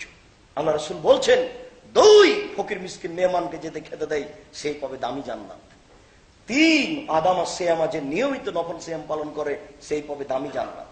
4 আসাল্লা বিল্লাহ নাস নিয়াম, মানুষ যখন ঘুমিয়ে থাকে তখন সে তাহাজ্জুদ পড়ে, এই পাবে দামি জান্নাত। কোথা থেকে কথা আসলো? বললাম রাতে শীতের দিনে তাহাজ্জুদ পড়ে এই নেকি যত ভারী হবে, ভালো চরিত্র নেকি তার চেয়ে ভারী। আল্লাহ রাসূল বলছেন যে ভালো চরিত্র বিচারের মাঠে দাঁড়িপাল্লাতে সবচেয়ে ভারী আমল। কে ভালো চরিত্র প্রয়োজন মনে করে? দিন যত যাবে মানুষের চরিত্র তত খারাপ হয়ে যাবে। দিন যত যাবে মানুষ তত মূর্খ হবে। আমি জানি না এই এলাকার নামটা কি, তো 20 বছর পূর্বে এই এলাকায় যত শিক্ষিত ছিল আজকে তার চেয়ে কম না বেশি? বেশি। তা আল্লাহ রাসূল বলেছেন যে না, কমে যাবে। ইরফল ইলম ওয়া ইয়াকসুরাল জাহাল, মূর্খতা বেড়ে যাবে আর বিদ্যা উঠে যাবে। তাহলে কি আল্লাহ রাসূল মিথ্যা কথা বলেছেন? তাহলে কেমন হলো? নাউজুবিল্লাহ, আল্লাহ রাসূল তো মিথ্যা কথা বলেননি। তো দুইটা যে দুইরকম হয়ে গেল যে, আমরা দেখছি বিদ্যা বেড়ে চলেছে আর আল্লাহ রাসূল বলছেন যে মূর্খতা বেড়ে যাবে। দেখি আপনাকে 1 মিনিট দেখাই, 1 মিনিট আপনি বুঝতে পারবেন। এই সিলেট শহরে যত মানুষ পীর ধরছে এরা সবাই অশিক্ষিত। 1, 2, এই সিলেট শহরে যত মানুষের বাড়িতে ছবি মূর্তি আছে এরা সবাই অশিক্ষিত। এই সিলেট শহরে যত মানুষ 16 ডিসেম্বর, 26শে মার্চ, 21শে ফেব্রুয়ারি, আপনার ওই 1 বৈশাখ, আপনার ওই 31st নাইট, এগুলো মানে সবাই অশিক্ষিত। এই শহরে যত মানুষের প্যান্ট টাকনোর নিচে আছে সবাই অশিক্ষিত। এই শহরে যত নারী ছোট ব্লাউজ পরে রাস্তায় ঘাটে হাঁটে এরা সবাই অশিক্ষিতা। এই শহরে যত মেয়ে ফতোয়া গায়ে দিয়ে স্কুল কলেজে যায় এরা সবাই অশিক্ষিতা। এবার এদেরকে সবকে একদিকে করেন আর বাকিগুলি একদিকে করেন, এবার আপনি মেপে দেন শিক্ষিত বেশি না কম। কথা আমার বুঝতে পারেননি? আল্লাহ রাসূল বলছেন 4টে জিনিস থেকে পরিত্রাণ চাইতেন আমি, আর তিনি বলতেন আমি 4টে জিনিস থেকে পরিত্রাণ চাই। তোমরা 4টে জিনিস থেকে পরিত্রাণ চাও, তোমরা 4টে জিনিস থেকে পরিত্রাণ চাও। 1, আল্লাহুম্মা ইন্নী আউযু বিকা মিন ইলমিন লা ইয়ানফা, আল্লাহ আমি ওই বিদ্যা চাই না যে বিদ্যা উপকার করে না। এই ছেলেটা টাকনুর নিচে প্যান্ট পরেছে মানে তার বিদ্যা কোনো কাজ করে না। ওই বিদ্যা আমি চাই না যে বিদ্যা আমার কোনো উপকার করে না। এই মেয়েটা ফতোয়া গায়ে দিয়ে কলেজে যাচ্ছে মানে তার বিদ্যা কোনো উপকার করে না। এই লোকটা মাস্টার ডিগ্রি পাস, মানুষ একটা কবরে চলে গেছে মানে তার বিদ্যা কোনো কাজ করে না। নবী কবর থেকে মানুষের 5 পয়সা উপকার করতে পারে না। একজন নবী তো একজন মানুষ পীর, তারই কি হচ্ছে কবরে তার ঠিক ঠিকানা নেই, আর ও কি করতে পারে? তাহলে ওই বিদ্যা আমি চাই না যে বিদ্যা কোনো উপকার করে না। আমি নাফসি লা তাসবা, আমি ওই আত্মা চাই না যে আত্মা তৃপ্তি লাভ করে না। আমি কালবিন লা ইয়াখশা, আমি ওই অন্তর চাই না যে অন্তর আল্লাহকে ভয় করে না। আমি দাওয়াতিন লা ইস্তাজাবু লাহা, আমি ওই দোয়া করতে চাই না যে দোয়া আল্লাহর দরবারে কবুল হয় না। সবসময় আল্লাহ রাসূল এই 4টে কথা বলতেন। আপনার মুখস্থ আছে কিনা? যদি না থাকে তেমনি দুয়ার বই পুস্তক আছে, গাড়িতে অনেক বই পুস্তক আছে, যাওয়ার সময় এই বইগুলো সংগ্রহ করবেন, দেখবেন এইসব দোয়া দেওয়া আছে। আল্লাহুম্মা ইন্নী আউযু বিকা মিন ইলমিন লা ইয়ানফা ওয়া মিন কালবিন লা ইয়াখশা ওয়া মিন নাফসিন লা তাসবা ওয়া মিন দাওয়াতিন লা ইস্তাজাবু লাহা। আল্লাহ রাসূল এই কথা সব সময় বলতেন। ওয়া ইফাতুন ফি তাওয়ামাতিন, বৈধ রুজি আছে যার সবকিছু আছে তার, বৈধ রুজি আছে যার সবকিছু আছে তার, বৈধ রুজি আছে যার সবকিছু আছে তার। বৈধ রুজি বড় কঠিন।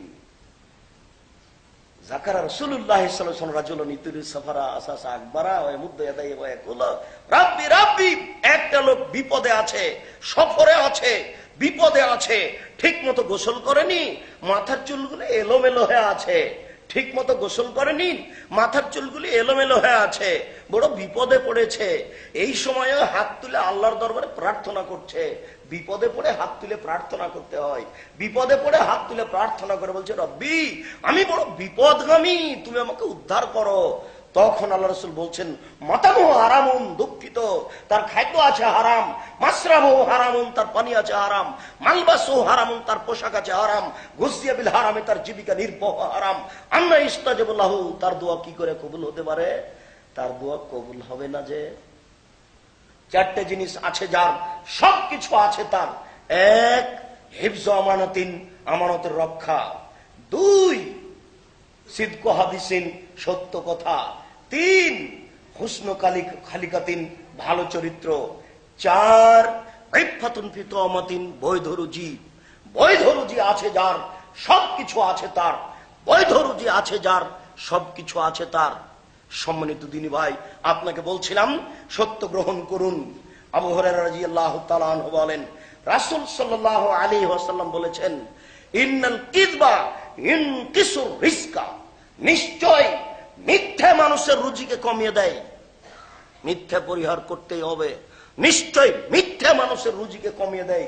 দেখেন কোরআনের গায়ের উপরে লেখা আছে কোরআন শরীফ। কিয়ামত পর্যন্ত কোরআন শরীফ প্রমাণ হবে না। কি হবে? কোরআন মাজিদ। আল্লাহ তাআলা বলছেন বাল হুয়া কোরআনুম মাজিদ। আল্লাহ নিজে নাম দিয়েছেন কোরআন মাজিদ। কোরআনুল করিম, আল্লাহ নিজে নাম দিয়েছেন কোরআন করিম। কোরআনুল হাকিম, আল্লাহ নিজে নাম দিয়েছেন কোরআন হাকিম। এই বেদাতীরা, এই পীর পূজকেরা, এই কবর পূজকেরা কবরের নাম দিয়েছে কবর শরীফ, মাজার শরীফ, তাই কোরআনের নাম দিয়েছে কোরআন শরীফ। অবাক হবে না? আশ্চর্য। কিয়ামত পর্যন্ত সময় থাকলো কোন দিন কোরআন শরীফ প্রমাণ হবে না। এক শ্রেণীর আলেম সমাজ কত কঠিন, কত দুর্বল, কত মন্দ। আলেমের বিষয়টি আপনাকে এক সময় সময়ের অনুকূলে বলবো। আলেম যে কি জিনিস, আল্লাহ রাসূল যে তাদের ব্যাপারে কত কঠিন বাক্য ব্যবহার করেছেন, এমনি নয়। কি করে একজন মানুষ কোরআন শরীফ লিখতে পারে আল্লাহকে উপেক্ষা করে? কোরআন মাজিদের শেষের পাতাতে দেখেন একটা লম্বা 1 পৃষ্ঠা যাবত দোয়া দেওয়া আছে। রাসূলের কথা একটাও নয়, সবই মানুষের বানানো। আল্লাহ রাসূল কোরআন তেলাওয়াত শেষ করলে বলতেন সুবহানাকা আল্লাহুম্মা ওয়া বিহামদিকা আশহাদু আল্লা ইলাহা ইল্লা আনতা আস্তাগফিরুকা ওয়া আতুবু ইলাইক। ওই 1 পৃষ্ঠা যাবত লিখেছে, একটা কথাও রাসূলের নয়। দেশের মাটিতে ছিল মোগলেরা, 750 বছর থেকেছে, তারপরে চলে গেছে। এই দেশের মাটিতে থেকেছে ইংরেজ, 190 বছর, তারপর চলে গেছে। এই দেশের মাটিতে ছিল পাকিস্তানিরা, 24 বছর থেকেছে, তারপর চলে গেছে। কোন দিন কেউ চিরদিন থাকতে পারে না। পৃথিবী চিরদিন থাকার জায়গা নয়। অতএব শিখা চিরন্তন, শিখাওয়া নির্বাণ, চিরদিন আগুন জ্বলতে পারে না। এই মিথ্যা তোমাকে পরিহার করতে হবে। আমি মুসলমানের বাচ্চা, আমি পহেলা বৈশাখ মানবো মানে অসম্ভব হতে পারে না। আমি জন্ম নিয়েছি পহেলা বৈশাখের মুখে লাথি মারার জন্য। আমি কি হিন্দুর বাচ্চা? আমি কি হিন্দুর ঘরে জন্ম নিয়েছি? আমি পহেলা বৈশাখ মানবো মানে? আমি ইলিশ মাছ কিনে বট গাছের নিচে পান্তা ভাত খাবো মানে? বলেন কি আপনি? অসম্ভব হতে পারে না। আমি মুসলিম চিররণবীর, মরণকে করি না ভয়। মরলে শহীদ, বাঁচলে গাজী, উভয়ই সমান। আমার মরাও যতটুকু, বাঁচাও ততটুকু, জেলও যতটুকু, সেলো ততটুকু, বাইরে যতটুকু, ভিতরে ততটুকু। এই দেশের মাটিতে অটল দিন প্রচার করে বেঁচে আছি। একটুকু পরোয়া করি না। মরলে তো শহীদ হব, বাঁচলে তো গাজী হব। আমার উভয় নগদ জান্নাত। আমার চিন্তার কি আছে? আমি পহিলা বৈশাখের 5 পয়সা দাম দিনে এই দেশের মাটিতে। আমি 31st নাইট, ইংরেজি বছরের প্রথম দিবসের মুখে লাথি মারার জন্য জন্ম নিয়েছি। সিলেটের মাটিতে, চিটাগাংয়ের মাটিতে, ঢাকার মাটিতে। এই 31st নাইট ইংরেজি বছরের প্রথম দিনে জেনা হবে, আর মুসলমানের বাচ্চা এই দিনকে মানবে বলে? অসম্ভব হতে পারে না। আমি কি ইহুদির বাচ্চা? আমি কি খ্রিস্টানের বাচ্চা? আমি এই দিনের মুখে লাথি মারার জন্য জন্ম নিয়েছি। আমি মুসলিম চিররণবীর। আমি কোনোদিন মিথ্যার আশ্রয় গ্রহণ করি না। আমি সত্যই বলি, সত্য নিয়ে দেশের মাটিতে বেঁচে থাকার চেষ্টা করি। এই দেশের মাটিতে যদি 2 জন সুনাগরিক থাকে, আমরা তার 1 জন বলে দাবি করি। এই দেশের মাটিতে যদি 10 জন সুনাগরিক থাকে, আমরা তার 1 জনের দাবি করি। চিরদিনই ভালো মানুষের প্রতি নির্যাতন হয়েছে, আজও হতে পারে, পরোয়া করি না। অন্যায় অন্যায়। ও টুঙ্গির মাঠের হুজুর, আপনার কথা তো খুবই ভালো লাগে। ভালো তো লাগছে বটে। যেখানে আল্লাহ বলেছেন ভালো কাজের আদেশ করো, মন্দ কাজের নিষেধ করো। যেখানে আল্লাহ বলেছেন ভালো কাজের আদেশ করো, মন্দ কাজের নিষেধ করো, তুমি তো খুব ভালো কথাই বললে। কি বললে? সুবহানাল্লাহ বললে এত নেকি হয়, আলহামদুলিল্লাহ বললে এত নেকি হয়, আল্লাহু আকবার বললে এত নেকি হয়, সুন্দর করে ওযু করে 2 রাকাত নামাজ পড়লে অতীতের পাপ ক্ষমা হয়ে যায়। ভালো কথা, বুখারী মুসলিমের হাদিস। এগুলো তো ভালো কাজের আদেশ। আপনি একটু যখন হাত তুলে দোয়া করবেন আগামীকাল, তখন একটু বললে হয় না? এই দেশের নেতা নেত্রী জনগণ সবাই একবারে টুঙ্গি থেকে নিয়ে মতিঝিল পর্যন্ত হাত তুলে দোয়া করতে প্রস্তুত। সারা বিশ্বের বহু নারী পুরুষ টিভিতে তাই ছবি দেখে হাত তুলে দোয়া করতে প্রস্তুত। ও ইমাম সাহেব, ভালো কাজের আদেশ করলেন, মন্দ কাজের একটু নিষেধ করবেন না? মন্দ কাজের নিষেধ এইভাবে করেন। আপনি হাত তুলে দোয়া করার পূর্বে বলুন, এই দেশের নেতা নেত্রীকে আমি বলতে চাই, রাসূল সাল্লাল্লাহু আলাইহি সাল্লাম বলেন, আলী লা তাদু তিনসানা তামস্তাহু ইল্লা কবরান মুসলিমান সাওয়াইতাহু। আলী, তুমি ছাড়বে না কোন উঁচু কবর, সবকে ভেঙে সমান করে দাও, একবার মাটির সাথে মিশিয়ে দাও। 24 ঘন্টার মধ্যে বাংলাদেশে যত উঁচু কবর আছে সবকে ভেঙে সমান করে দিতে হবে। হোক না কেন শাহপরান, হোক না কেন শাহজালাল, হোক না কেন খাজা মঈনুদ্দিন চিশতি, হোক না কেন আপনার সেই গোলাপ শাহের মাজার। রাসূল আদেশ করেছেন, মুসলিম শরীফের মুসলিম গ্রন্থের হাদিস। আমি টুঙ্গির মোনাজাতে, আখেরি মোনাজাতের পূর্বে বক্তব্য বলছি, শুনুন দেশবাসী, মন্দ কাজের নিষেধ করে গেলাম। শুনুন, আল্লাহ রাসূল বলেন, আলী যত ছবি মূর্তি রয়েছে সবকে ভেঙে একাকার করে দাও। 24 ঘন্টার মধ্যে এই দেশে যত ছবি মূর্তি আছে রাস্তাঘাটে, কলেজ, বিশ্ববিদ্যালয়ে সবকে ভেঙে খান খান করে দিতে হবে, চৌচির করে দিতে হবে। ও ইমাম সাহেব, হাত তুলে দোয়া করার পরে একটু মন্দ কাজের নিষেধ করুন। এইভাবে আপনি বলুন, 24 ঘন্টার মধ্যে এদেশের মাটিতে যত পতিতালয় রয়েছে, টাঙ্গাইলের পতিতালয় বন্ধ করতে হবে, ফরিদপুরের পতিতালয় বন্ধ করতে হবে, বাংলাদেশের মাটিতে যত পতিতালয় রয়েছে সব বন্ধ করতে হবে। 24 ঘন্টার মধ্যে এই দেশের মাটিতে যত ব্যাংকিং ব্যবস্থা রয়েছে, সুদী ব্যাংক, সব বন্ধ করতে হবে। এ হলো মন্দ কাজের নিষেধ। আপনার ভালো কাজের সাথে একটু মন্দ কাজের নিষেধ থাকে না? কিসের হাত তুলে দোয়া করা দেখাচ্ছেন আপনি? আপনার আখেরি মোনাজাতে যদি সারা পৃথিবীর মানুষ উপস্থিত হয়, সারা পৃথিবীর মানুষই পাপী। কেন? আপনার আখেরি মোনাজাত সুন্নাত দিয়ে প্রমাণ করা যাবে না। কি বলতে চাচ্ছেন আপনি? আপনার যদি আখেরি মোনাজাত চলে, তাহলে কথার কথা আরাফার মাঠে একটু আখেরি মোনাজাত করলে হতো না? আপনার খুব ভালো মনে আছে, জানা আছে, যারা হজ করতে যায় তারা সবাই আল্লাহর মেহমান। যারা হজ করতে যায় তারা কার মেহমান? তারা সবাই আল্লাহর মেহমান। আর আপনার খুব ভালোভাবে জানা আছে যে আরাফার মাঠে যত দোয়া কবুল হয়, পৃথিবীর আর কোন জায়গায় তত দোয়া কবুল হয় না। আরাফার মাঠে যত মানুষ ক্ষমা পায়, আর কোন জায়গাতে মানুষ তত ক্ষমা পায় না। হোক না কেন লাইলাতুল কদর, হোক না কেন জুমার দিন, হোক না কোন রাতের অংশ, পৃথিবীতে এমন কোন সময় নেই, পৃথিবীতে এমন কোন দিন নেই, এমন কোন জায়গা নেই আরাফার মাঠে যত ক্ষমা হয়, আরাফার মাঠে যত দয়া হয়, আর কোন সময়ে, আর কোন দিনে অত দয়া, অত ক্ষমা হয়। তো এবছর মোটামুটি হাজির সংখ্যা ছিলেন প্রায় 1 কোটি। কাবা ঘরের ইমাম সাহেব আরাফার মাঠে প্রায় 1 কোটি মানুষকে নিয়ে একটু আখেরি মোনাজাত করলে হতো না? তোমার তোরাগ নদীর তীরে পেশাব পায়খানার ভিতরে আখেরি মোনাজাত চলে, আর পবিত্র জায়গাতে আল্লাহর মেহমানকে নিয়ে আখেরি মোনাজাত চলে না? রাজশাহী চাঁপাইনবাবগঞ্জের ভাষাতে তুমি কানাকে হাইকোর্ট দেখাচ্ছ? তুমি কি ধর্ম পেয়েছো রাজশাহী चांपाइनबाबगंज हवाई लड्डू? दोनों हाथ में लड्डू है, जो चाहे उसको खा ले, जो चाहे उसको छोड़ दे। धर्म के हाथेर मयला।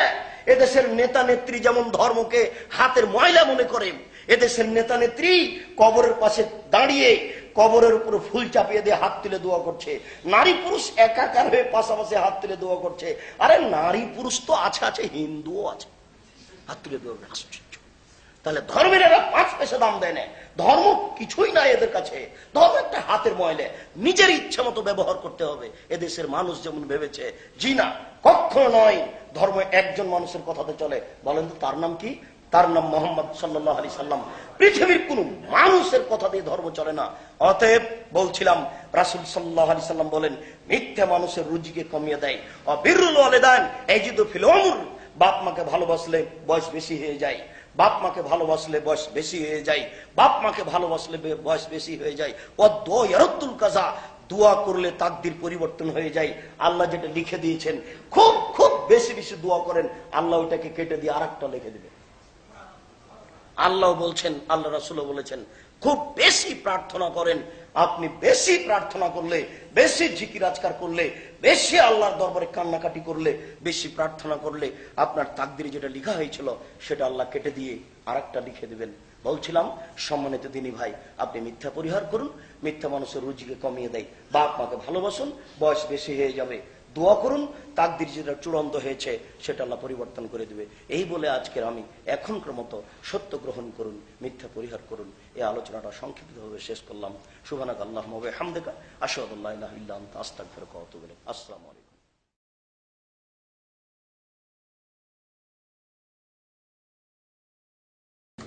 মুহতারাম সাহেব, আসসালামু আলাইকুম। প্রশ্ন আসছে, ইমামের পেছনে মুক্তাদির সূরা ফাতিহা পাঠ করার হুকুম কি? মুক্তাদি যদি সূরা ফাতিহা পাঠ করতে ভুলে যায় তাহলে তার হুকুম কি, এবং মুক্তাদি যদি ইচ্ছাকৃতভাবে সূরা ফাতিহা পাঠ না করে তাহলে তার বিধান কি? দলিল সহ জানতে চাই। শুকরিয়া, জাযাকুমুল্লাহ খায়ের। এক ভাই জিজ্ঞাসা করেছেন যে ইমামের পিছনে মুক্তাদি হয়ে সূরা ফাতিহা পড়ার হুকুম কি, বা কেউ যদি সূরা ফাতিহা পড়তে ভুলে যায় তাহলে তার হুকুম কি? উবাদা ইবনে সামিত রাদিয়াল্লাহু তাআলা আনহু বলেন, রাসূল সাল্লাল্লাহু আলাইহি ওয়াসাল্লাম বলেছেন, ইমামের পিছনে যে ব্যক্তি সূরা ফাতিহা পড়বে না, ইমামের পিছনে নয়, বরং তিনি বলছেন যে আল্লাহ রাসূল বলেছেন, যে ব্যক্তি সূরা ফাতিহা পড়বে না তার সালাত হবে না। এই হাদিসের ভিত্তিতে ইমাম বুখারী তার অধ্যায়ে উল্লেখ করেছেন যে একাই হোক, মুক্তাদি হোক, প্রকাশ্য কেরাত হোক আর অপ্রকাশ্য কেরাত হোক, বাড়িতে হোক, সফরে হোক, যেখানেই হোক না কেন সূরা ফাতিহা পড়তেই হবে। ইচ্ছাকৃত কেউ যদি সূরা ফাতিহা ছেড়ে দেয় তাহলে তার সালাত হবে না। তার সাথে আল্লাহ বিচারের মাঠে কি আচরণ করবেন তা আল্লাহই ভালো জানেন। তবে কেউ যদি সূরা ফাতিহা ভুলে যায় তাহলে তার সালাত হবে। কেন? ভুলে যাওয়ার বিষয়টি আল্লাহ তাকে কঠিন ভাবে ধরবেন না, এটা তার উপরে চাপিয়ে দেওয়া হয়নি। ভুলে যাওয়া বিষয়টি মাপের মধ্যে গণ্য। জাযাকাল্লাহ। মসজিদে গিয়ে ইমাম সাহেবকে রুকুতে পেলে এবং রুকুতেই শামিল হলে নামাজ পরিপূর্ণ হবে কিনা? রুকু রাকাত কিনা, আমার এক ভাই জিজ্ঞাসা করেছেন, রুকু রাকাত কিনা। রুকুকে যদি আমরা পেয়ে যাই তাহলে রাকাত এটা হবে কিনা, গণ্য হবে কিনা। তদন্তের খাতে দেখা যায় একাধিক সহিহ হাদিস দ্বারা এটা প্রমাণও হয় যে রুকু রাকাত। এখানে যে সূরা ফাতিহা হলো না, রাসূল সাল্লাল্লাহু আলাইহি ওয়াসাল্লাম রুকুকে রাকাত বলেই গণ্য করেছেন, এটা তার মর্যাদা। রুকু হলো রাকাতের মর্যাদা রাখে। সূরা ফাতিহা পড়ার সময় পেয়েছে, সূরা ফাতিহা পড়েনি, তখন তার সালাত হবে না। রুকু রাকাত বলেই গণ্য। যদিচ ইমাম বুখারী আরো দুই একজন বিদ্বান রুকুকে রাকাত বলে গণ্য করেননি, কিন্তু আমাদের একাধিক দিনের তদন্ত এবং একাধিক সহিহ হাদিস দ্বারা এটাই প্রমাণিত হয় যে রুকু রাকাত। জি, রুকু রাকাত, রুকু পেলে রাকাত বলেই গণ্য হবে। শুকরিয়া, জাযাকাল্লাহ খাইর। আসসালামু আলাইকুম ওয়া রাহমাতুল্লাহ। আমার প্রশ্ন হচ্ছে, আমি নিয়মিত শহরের প্রাণকেন্দ্রে একটা মসজিদে নামাজ পড়ি। নামাজ পড়তে যেতে যখন দু এক রাকাত চলে যায় তখন আমি যাই, প্রায় সময় হয়ে যায় এরকম। নামাজটা যখন শেষ করে ফেলে ইমাম সাহেব, তখন আমার 2 রাকাত রয়েছে অথবা 3 রাকাত রয়েছে। এমতো অবস্থায় হুজুর দোয়া শুরু করছেন, আমার নামাজে প্রায় সময় ভুল হয়ে যায়। আমার কি নামাজ হচ্ছে, না এই মসজিদে যাব না, না কি করবো, বললে ভালো। অনেক সময় এদেশের নীতি অনুযায়ী সালাম ফিরার পরে যারা সালাত পায়নি তারা তো দাঁড়িয়ে যাবে সালাত বাকিটুকু পূরণ করার জন্য। এদিকে ইমাম সাহেব হাত তুলে জোরে দোয়া শুরু করেছেন। তো ইমাম সাহেবের এই কাজটি বিদআত। তিনি জোরে চিৎকার করে এভাবে দোয়া জিকির করতে পাবেন না, জিকির চুপে চুপে করতে হবে। একাধিক সহিহ হাদিস, এক জায়গাতে সাহাবীগণ জোরে জিকির করছিলেন, তখন আল্লাহ রাসূল বলেন, এই বল আনফুসুকুম, এই তোমরা চুপে চুপে জিকির করো। ইন্নাকুম লা তাদুনা সামালা গায়েব, তোমরা যাকে ডাকো বধির নয়, তোমরা যাকে ডাকো অন্ধ নয়। ইন্নাকুম তাদুনা সামিয়াম বাসীরা, তোমরা যাকে ডাকছো সবকিছু দেখে, তোমরা যাকে ডাকছো সবকিছু শোনে, অতএব চুপে চুপে জিকির করতে হবে। এই কাজটা ইমামের ভুল। আপনার ভুল হলেও আপনি দাঁড়িয়ে সালাত আদায় করুন, এই ক্ষতি ইমামের হবে। তবে এইরকম মসজিদ যদি নিয়মিত বেদাতি মসজিদ হয়, যাতে আরো আকীদাগত ত্রুটি আছে, তখন আপনি বাড়িতেই সালাত আদায় করুন, বাড়িতে উত্তম হবে। তবে এই মুহূর্তে আপনি সালাত আদায় করুন, এতে যা ক্ষতি হবে তা ইমামের হবে। জি, জাযাকাল্লাহ খাইর। আসসালামু আলাইকুম ওয়া রাহমাতুল্লাহি ওয়া বারাকাতুহু। আমার প্রশ্ন হচ্ছে, সূরা বাকারাতে আছে ওয়াইজ ক্বালা রাব্বুকা লিল মালাইকাতি ইসজুদু লিআদাম ফাসাজাদু ইল্লা ইবলিস। আল্লাহ সমস্ত ফেরেশতাদেরকে সম্বোধন করে বলছিলেন যে আদম আলাইহিস সালামকে সিজদা করো। এখন এখানে তো ইবলিস হচ্ছে মেড অফ জিন, জিন থেকে সে जो হয়েছে আগে মেড অফ ফায়ার। হ্যাঁ, তাকে তো বলা হয়নি সিজদা দেওয়ার জন্য, তাহলে সে কিভাবে দোষী হলো, এটা আপনার কাছে জানতে চাচ্ছি। আল্লাহ তাআলা ফেরেশতাদেরকে সিজদা করার জন্য বলেছেন, তো ইবলিসকে তো বলা হয়নি। সেখানে ইবলিস মানে, জি আসলে ইবলিস তার ইবাদতের ভিত্তিতে, একাধিক হাদিস দ্বারা এটাই প্রমাণিত হয় যে ইবলিস তার ইবাদতের ভিত্তিতেই ফেরেশতাদের মাঝে থাকতো। তো ফেরেশতাদেরকে সিজদা করার জন্য আদেশ করা হয়েছে, তার সাথে সেও অন্তর্ভুক্ত। কিন্তু তার ভিতরে যেটা আসলেই আল্লাহ বিরোধিতা করার একটা গতি লুকিয়েছিল, সেটা প্রকাশ পেয়েছে। সেই সময়ে ফেরেশতাগণ আল্লাহর কথাকে মেনে নিয়েছেন। ইবলিস তার যে গতিতে তাকে সৃষ্টি করা হয়েছে, সেই গতিতে সে প্রকাশ করেছে। সে ফেরেশতা নয়, সে নাকচ করেছে, আমি সিজদা করব না। অন্য জায়গাতে বলা হয়েছে যে আল্লাহ ও তো মাটির তৈরি, ও তো নিম্নমুখী, আমি হচ্ছি আগুনের তৈরি, আমি ঊর্ধ্বমুখী, আমি তার চেয়ে উত্তম, আমি তাকে সিজদা করব কেন? এ বলে তার অহংকার সে প্রকাশ করেছে। সে অহংকারী, সে ভিন্ন পদার্থের, সে তাদের মধ্যে ছিল, এই জন্য তাকে হুকুমের অন্তর্ভুক্ত করা হয়েছে। জাযাকাল্লাহ খাইর। আসসালামু আলাইকুম ওয়া রাহমাতুল্লাহি ওয়া বারাকাতুহু। আমার প্রশ্ন হচ্ছে, নবীজি সাল্লাল্লাহু আলাইহি সাল্লাম যখন মুনাফিকের জানাজা পড়াতে গিয়েছিলেন, আসার পরে আল্লাহ তাআলা আয়াত নাজিল করলেন মুনাফিকের জানাজা পড়ানোর দরকার নাই। তাহলে আমাদের সমাজের অনেক হুজুররা, এই সমাজে যত মুনাফিক আমরা যা বুঝি, মুনাফিক কিংবা কাফের যারা জালেম আছে, ফাসেক আছে, ওদের জানা তো অনেক হুজুরাই পড়ান। তাহলে ওদের পিছে আমাদের জামাত কিংবা নামাজ হবে কিনা? এবং বেশিরভাগ মসজিদেই এরকম হুজুরাই থাকেন। তাহলে আমরা নামাজ কেমনে পড়বো, জামাতটা কেমনে করব? জাযাকাল্লাহ খাইর।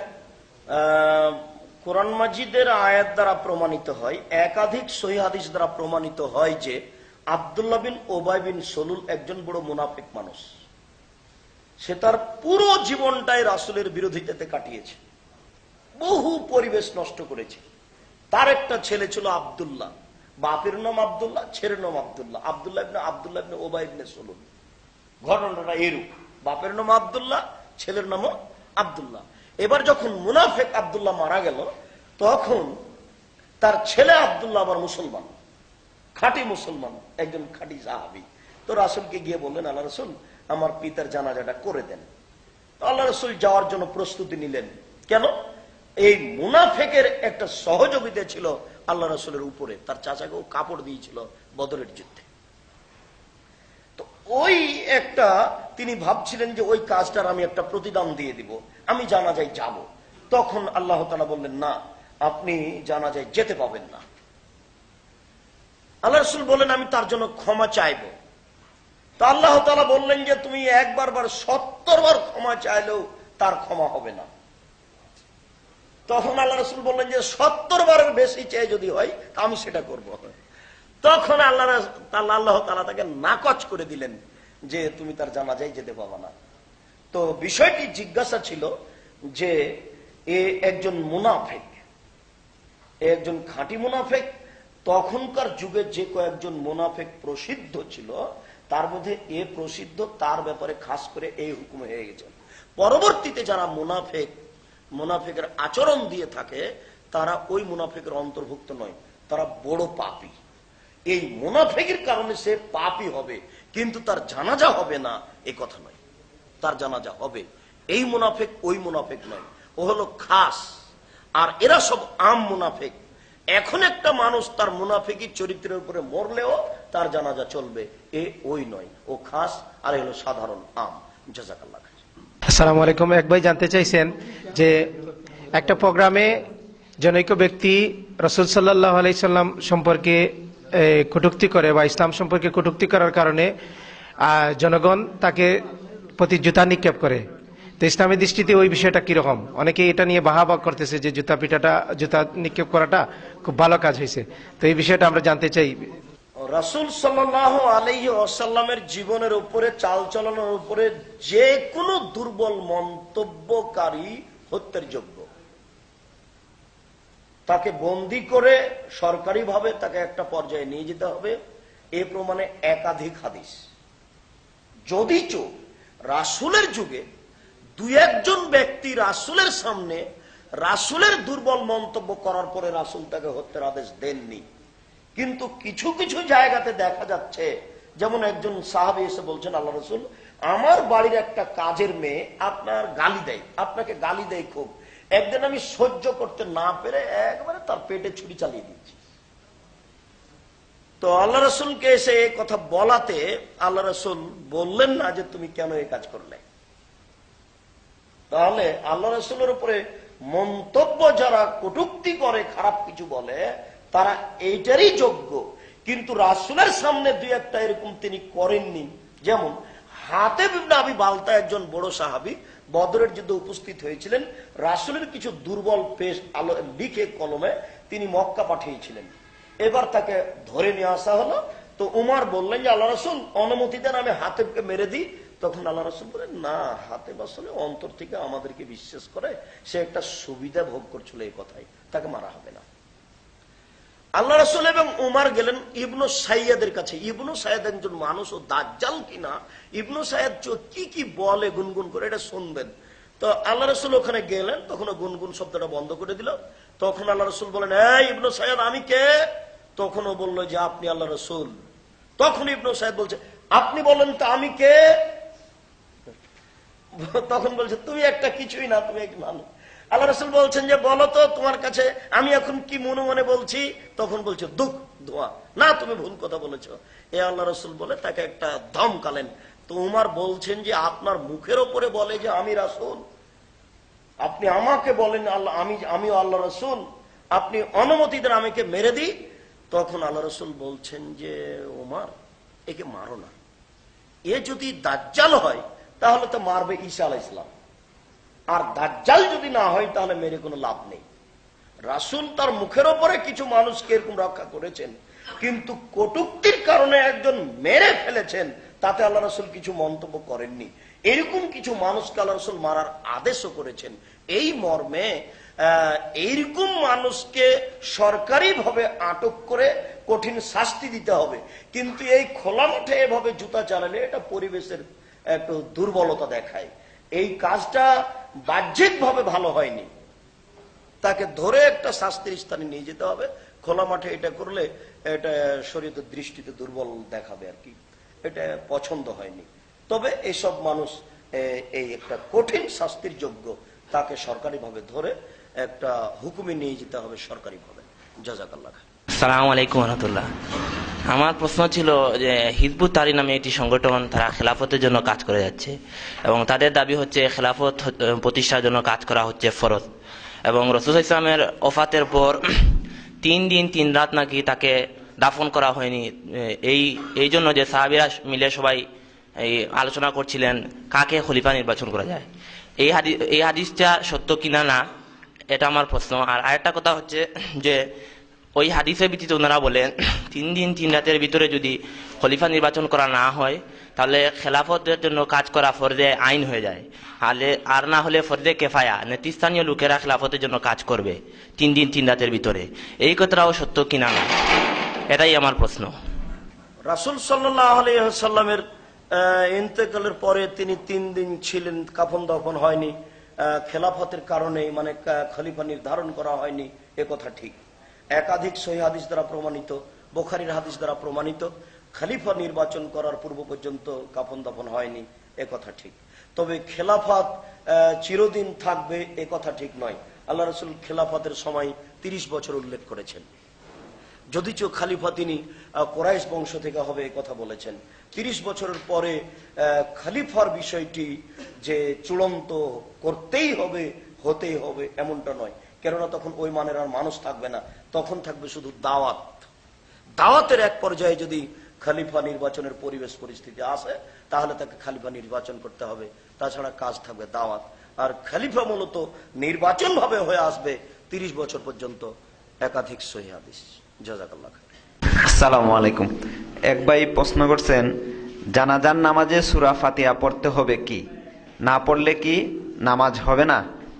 জি, জানাজার নামাজে সূরা ফাতিহা পড়তে হবে।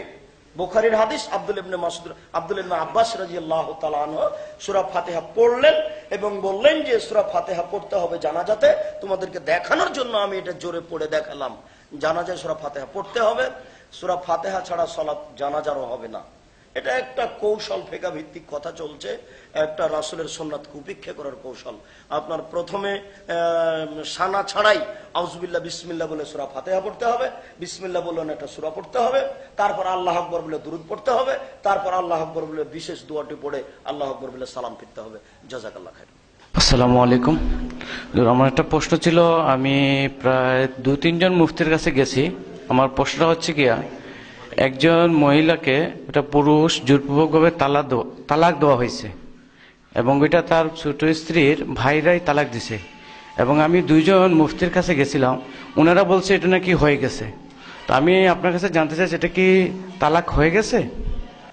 জাযাকাল্লাহ খায়ের। একজন মানুষকে জোর করে তার স্ত্রীকে তালাক দিতে বাধ্য করা হয়েছে, একে বলা হয় তালাকে মুকরাহ। জোরপূর্বক তালাকে বাধ্য করা হলে সে তালাক হবে না, সে তালাক বাতিল হয়েছে। আবু দাউদের সহিহ হাদিস, এই হাদিসের ভিত্তিতে জোরপূর্বক তালাক হয় না। 3 শ্রেণীর মানুষের উপরে শরীয়ত উঠিয়ে নেওয়া হয়েছে। তার একটা হচ্ছে যে ঘুমিয়ে আছে, ঘুমের বসতে যা কিছু করা হয়েছে সেটা প্রযোজ্য নাই। তার একটা হচ্ছে পাগল, যে পাগল অবস্থায় যা কিছু বলেছে তার কথা গ্রহণীয় হবে না। আর একটা হচ্ছে যাকে তা কোনো কাজে বাধ্য করা হয়েছে, সে ইচ্ছাধীন করেনি, সেটা তার উপরে প্রযোজ্য হবে না। অতএব জোর করে যে তালাক নেওয়া হয়েছে সে তালাক বাতিল। বিবাহ আজও প্রযোজ্য আছে, নির্দ্বিধায় সে তার সংসারে ফিরে যেতে পারে। জি, জাযাকাল্লাহ খাইর। আসসালামু আলাইকুম। আমার 2টা জিজ্ঞাসা। রাসূল সাল্লাল্লাহু আলাইহি ওয়াসাল্লাম বলেছেন আউয়াল ওয়াক্তে নামাজ সালাত আদায় করার জন্য, আর এদিকে জামাতে সালাত আদায় করারও সওয়াব অনেক বেশি। তো আমাদের দেশে যেভাবে ওয়াক্ত আগে আসে আর অনেক পরে আজান দিয়ে সালাত আদায় করা হয়, তো এক্ষেত্রে আমি কি করব? 1, 2 হলো কোনটা সঠিক, লা ইলাহা ইল্লাল্লাহ মুহাম্মাদুর রাসূলুল্লাহ নাকি লা ইলাহা ইল্লাল্লাহ আন্না মুহাম্মাদুর রাসূলুল্লাহ? ধন্যবাদ। জি, জাযাকাল্লাহ খাইর। সম্মানিত মুরব্বী মানুষ খুব সুন্দর জিজ্ঞাসা করেছেন। তার প্রথম জিজ্ঞাসা হচ্ছে যে আপনার যে আউয়াল ওয়াক্তে সালাত, রাসূল সাল্লাল্লাহু আলাইহি সাল্লাম বলছেন যে আইউল আমলে আফজাল। জিজ্ঞাসা করা হলো সবচেয়ে আমল কোনটি উত্তম? আমল মানুষ তো জীবনে করে, তো সবচেয়ে উত্তম আমল কোনটি? তখন আল্লাহ রাসূল তার উত্তরে বললেন আসসালাতু লিআউয়ালি ওয়াক্তিহা, সালাতকে প্রথম সময়ে আদায় করা হচ্ছে মানুষের জীবনে সবচেয়ে উত্তম আমল। এরপরে আরো 2টা আছে, কিন্তু সবচেয়ে উত্তম আমলের জিজ্ঞাসার উত্তরে আল্লাহ রাসূল বলেছেন যে প্রথম সময়ে সালাত আদায় করতে হবে। জি, সম্মানিত উপস্থিতি, কোন মসজিদে বা কোন জায়গায় যদি দেখা যায় যে সময়কে একেবারে শেষ করে দিয়ে সালাত আদায় করছে, যেমন আমরা সাধারণত মাযহাবী মসজিদে দেখে থাকি যে আসরের সালাত এবং ফজরের সালাতকে একবারে শেষের দিকে নিয়ে চলে গেছে, এমত অবস্থা আল্লাহ রাসূল পৃথিবীর মানুষকে বাড়িতে সালাত আদায় করার অনুমতি দিয়েছেন। আপনারা এই সময় বাড়িতে সালাত আদায় করে নেন, এরপরে ইচ্ছা হলে আপনি মসজিদে যাবেন, না হলে যাবেন না, এটা আপনার ব্যাপার। নির্ধারিত সময়ে সালাত আদায় করতে হবে, এটাই চূড়ান্ত। সময়কে যখন মানুষ মেরে ফেলবে, ধ্বংস করবে, তখন আপনাকে নির্ধারিত সময়ে সালাত আদায় করে নিতে হবে, এটা রাসূলের আদেশ। পরের অংশ হচ্ছে এই যে লা ইলাহা ইল্লাল্লাহ মুহাম্মাদুর রাসূলুল্লাহ, এই হাদিসটির বর্ণনা সূত্র জয়ীফ। লা ইলাহা ইল্লাল্লাহ ওয়া আন্না মুহাম্মাদুর রাসূলুল্লাহ, এই হাদিস একাধিক, এই দোয়াটি একাধিক সহিহ হাদিস দ্বারা প্রমাণিত। উল্লেখ্য যে কথাটা স্পষ্ট এভাবে বুঝতে হবে, কালেমা তাইয়্যিবা হলো লা ইলাহা ইল্লাল্লাহ, পরের অংশ নয়। যাতে শুধু আল্লাহর সাক্ষী থাকে তাকে বিদ্বানদের ভাষায় কালেমা তাইয়্যিবা বলে, মনে থাকবে না? যাতে শুধু আল্লাহর সাক্ষী থাকে তাকে বিদ্বানদের ভাষাতে কি বলে? কালেমা তাইয়্যিবা, লা ইলাহা ইল্লাল্লাহ, আমি সাক্ষ্য দিচ্ছি আল্লাহ ছাড়া কোনো মাবুদ নেই। আর যাতে আল্লাহ এবং রাসূলের সাক্ষী থাকে তাকে বলে কালেমা শাহাদাত। কালেমা শাহাদাতের তিনটি রূপ। এক, লা ইলাহা ইল্লাল্লাহ মুহাম্মাদুর রাসূলুল্লাহ, এই বর্ণনা ঠিক নয়, মুস্তাদরাক হাকিম। লা ইলাহা ইল্লাল্লাহ ওয়া আন্না মুহাম্মাদুর রাসূলুল্লাহ, একাধিক সহিহ হাদিস, বুখারী, মুসলিম, আবু দাউদ, নাসাই, তিরমিজি, ইবনে মাজাহ, বায়হাকি, দারিমি, দায়লামি, দারিকুতনি, মুসনাদ ইবনে সাহিবা, সহিহ ইবনে হিব্বান, সহিহ ইবনে আওয়ানা, মুস্তাদরাক হাকিম, মুসনাদে বাজ্জার, মুসনাদে আহমদ, যত হাদিস গ্রন্থ আছে। তিন, আশহাদু আল্লা ইলাহা ইল্লাল্লাহ ওয়া আশহাদু আন্না মুহাম্মাদুর রাসূলুল্লাহ, এ হলো একটা রূপ। তাহলে কালেমা শাহাদাতকে তিনটা রূপে দেখা যায়, কথা বোঝা যায়নি? একটা রূপ জয়ীফ হাদিস দ্বারা প্রমাণিত, আর দুইটা রূপ একাধিক সহিহ হাদিস দ্বারা প্রমাণিত। এর পরেও লা ইলাহা ইল্লাল্লাহ মুহাম্মাদুর রাসূলুল্লাহ বলা যাবে এই জন্য যে এইরকম হাদিসকে বলা হয় মানান সহিহ, অর্থগত সহিহ। লা ইলাহা ইল্লাল্লাহ মুহাম্মাদুর রাসূলুল্লাহ বললে মানুষ মুশরিক হয়ে যাবে, এই কথা ঠিক নয়। বলা যাবে না, এই কথা ঠিক নয়। তবে এতটুক বলা যায় যে উত্তম হবে লা ইলাহা ইল্লাল্লাহ ওয়া আন্না মুহাম্মাদুর রাসূলুল্লাহ, তার চেয়ে উত্তম হবে আশহাদু আল্লা ইলাহা ইল্লাল্লাহ ওয়া আশহাদু আন্না মুহাম্মাদুর রাসূলুল্লাহ। জাযাকাল্লাহ খায়র। আসসালামু আলাইকুম, আমি মোহাম্মদ হাফিজ। আমার প্রশ্ন হলো, কোন স্মৃতিকে ধরে রাখার জন্য জীবিত অথবা মৃত এমন কোন ব্যক্তির ছবি প্রকাশ্যে না রেখে লুকায়িত অবস্থায় বা সুপ্ত অবস্থায় রাখা যাবে কিনা, অথবা তার ভিডিওকে সংরক্ষণ করা যাবে কিনা? আসসালামু আলাইকুম। কোন জিনিসের, কোন কিছুর স্মৃতিকে ধরে রাখার জন্য যে কোনো পদ্ধতি জাহেলিয়াত, অজ্ঞতা, মূর্খতা, বর্বরতা, অসভ্যতা। যে কোনো ব্যক্তির, যে কোনো স্থানের, যে কোনো স্মৃতিকে ধরে রাখা অজ্ঞতা, এটাই জাহেলিয়াত, এটাই বন্যতা, এটা প্রশ্নই আসে না। ওমর রাদিয়াল্লাহু তাআলা আনহু, আল্লাহর রাসূল যেখানে গাছের নিচে বসেছিলেন সে গাছকে কেটে দিয়েছিলেন, কেননা সাহাবে কেউ ওখানে গিয়ে বসবে। যেখানে পেশাব করতে বসেছিলেন সেই জায়গাকে উড়িয়ে দিয়েছিলেন, ওখানে কেউ গিয়ে আশ্রয় নিতে পারে। কোন স্মৃতি টিকে রাখার জন্য কোন চেষ্টা করা মুসলমানের কাজ নয়। জাযাকাল্লাহ। আসসালামু আলাইকুম। একদিনই ভাই জানতে চেয়েছেন রাফিয়া দেন করা কি এবং না করা সম্পর্কে। যে হাত তোলার সময়তে 4 স্থানে হাত তুলতে হবে, একাধিক সহিহ হাদিস। হাত কেউ তুলেনি তার সালাত হয়ে যাবে, নেকি কম হবে, এটা ভিন্ন কথা। কিন্তু যারা বলছে যে হাত তুলতে হবে না, এরা রাসূলের সুন্নাতকে উপেক্ষা করছে, অবজ্ঞা করছে। রাসূলের সুন্নাতকে উপেক্ষা করে নেকি লাভ করার আশা করা যায় না, ভুল সিদ্ধান্ত।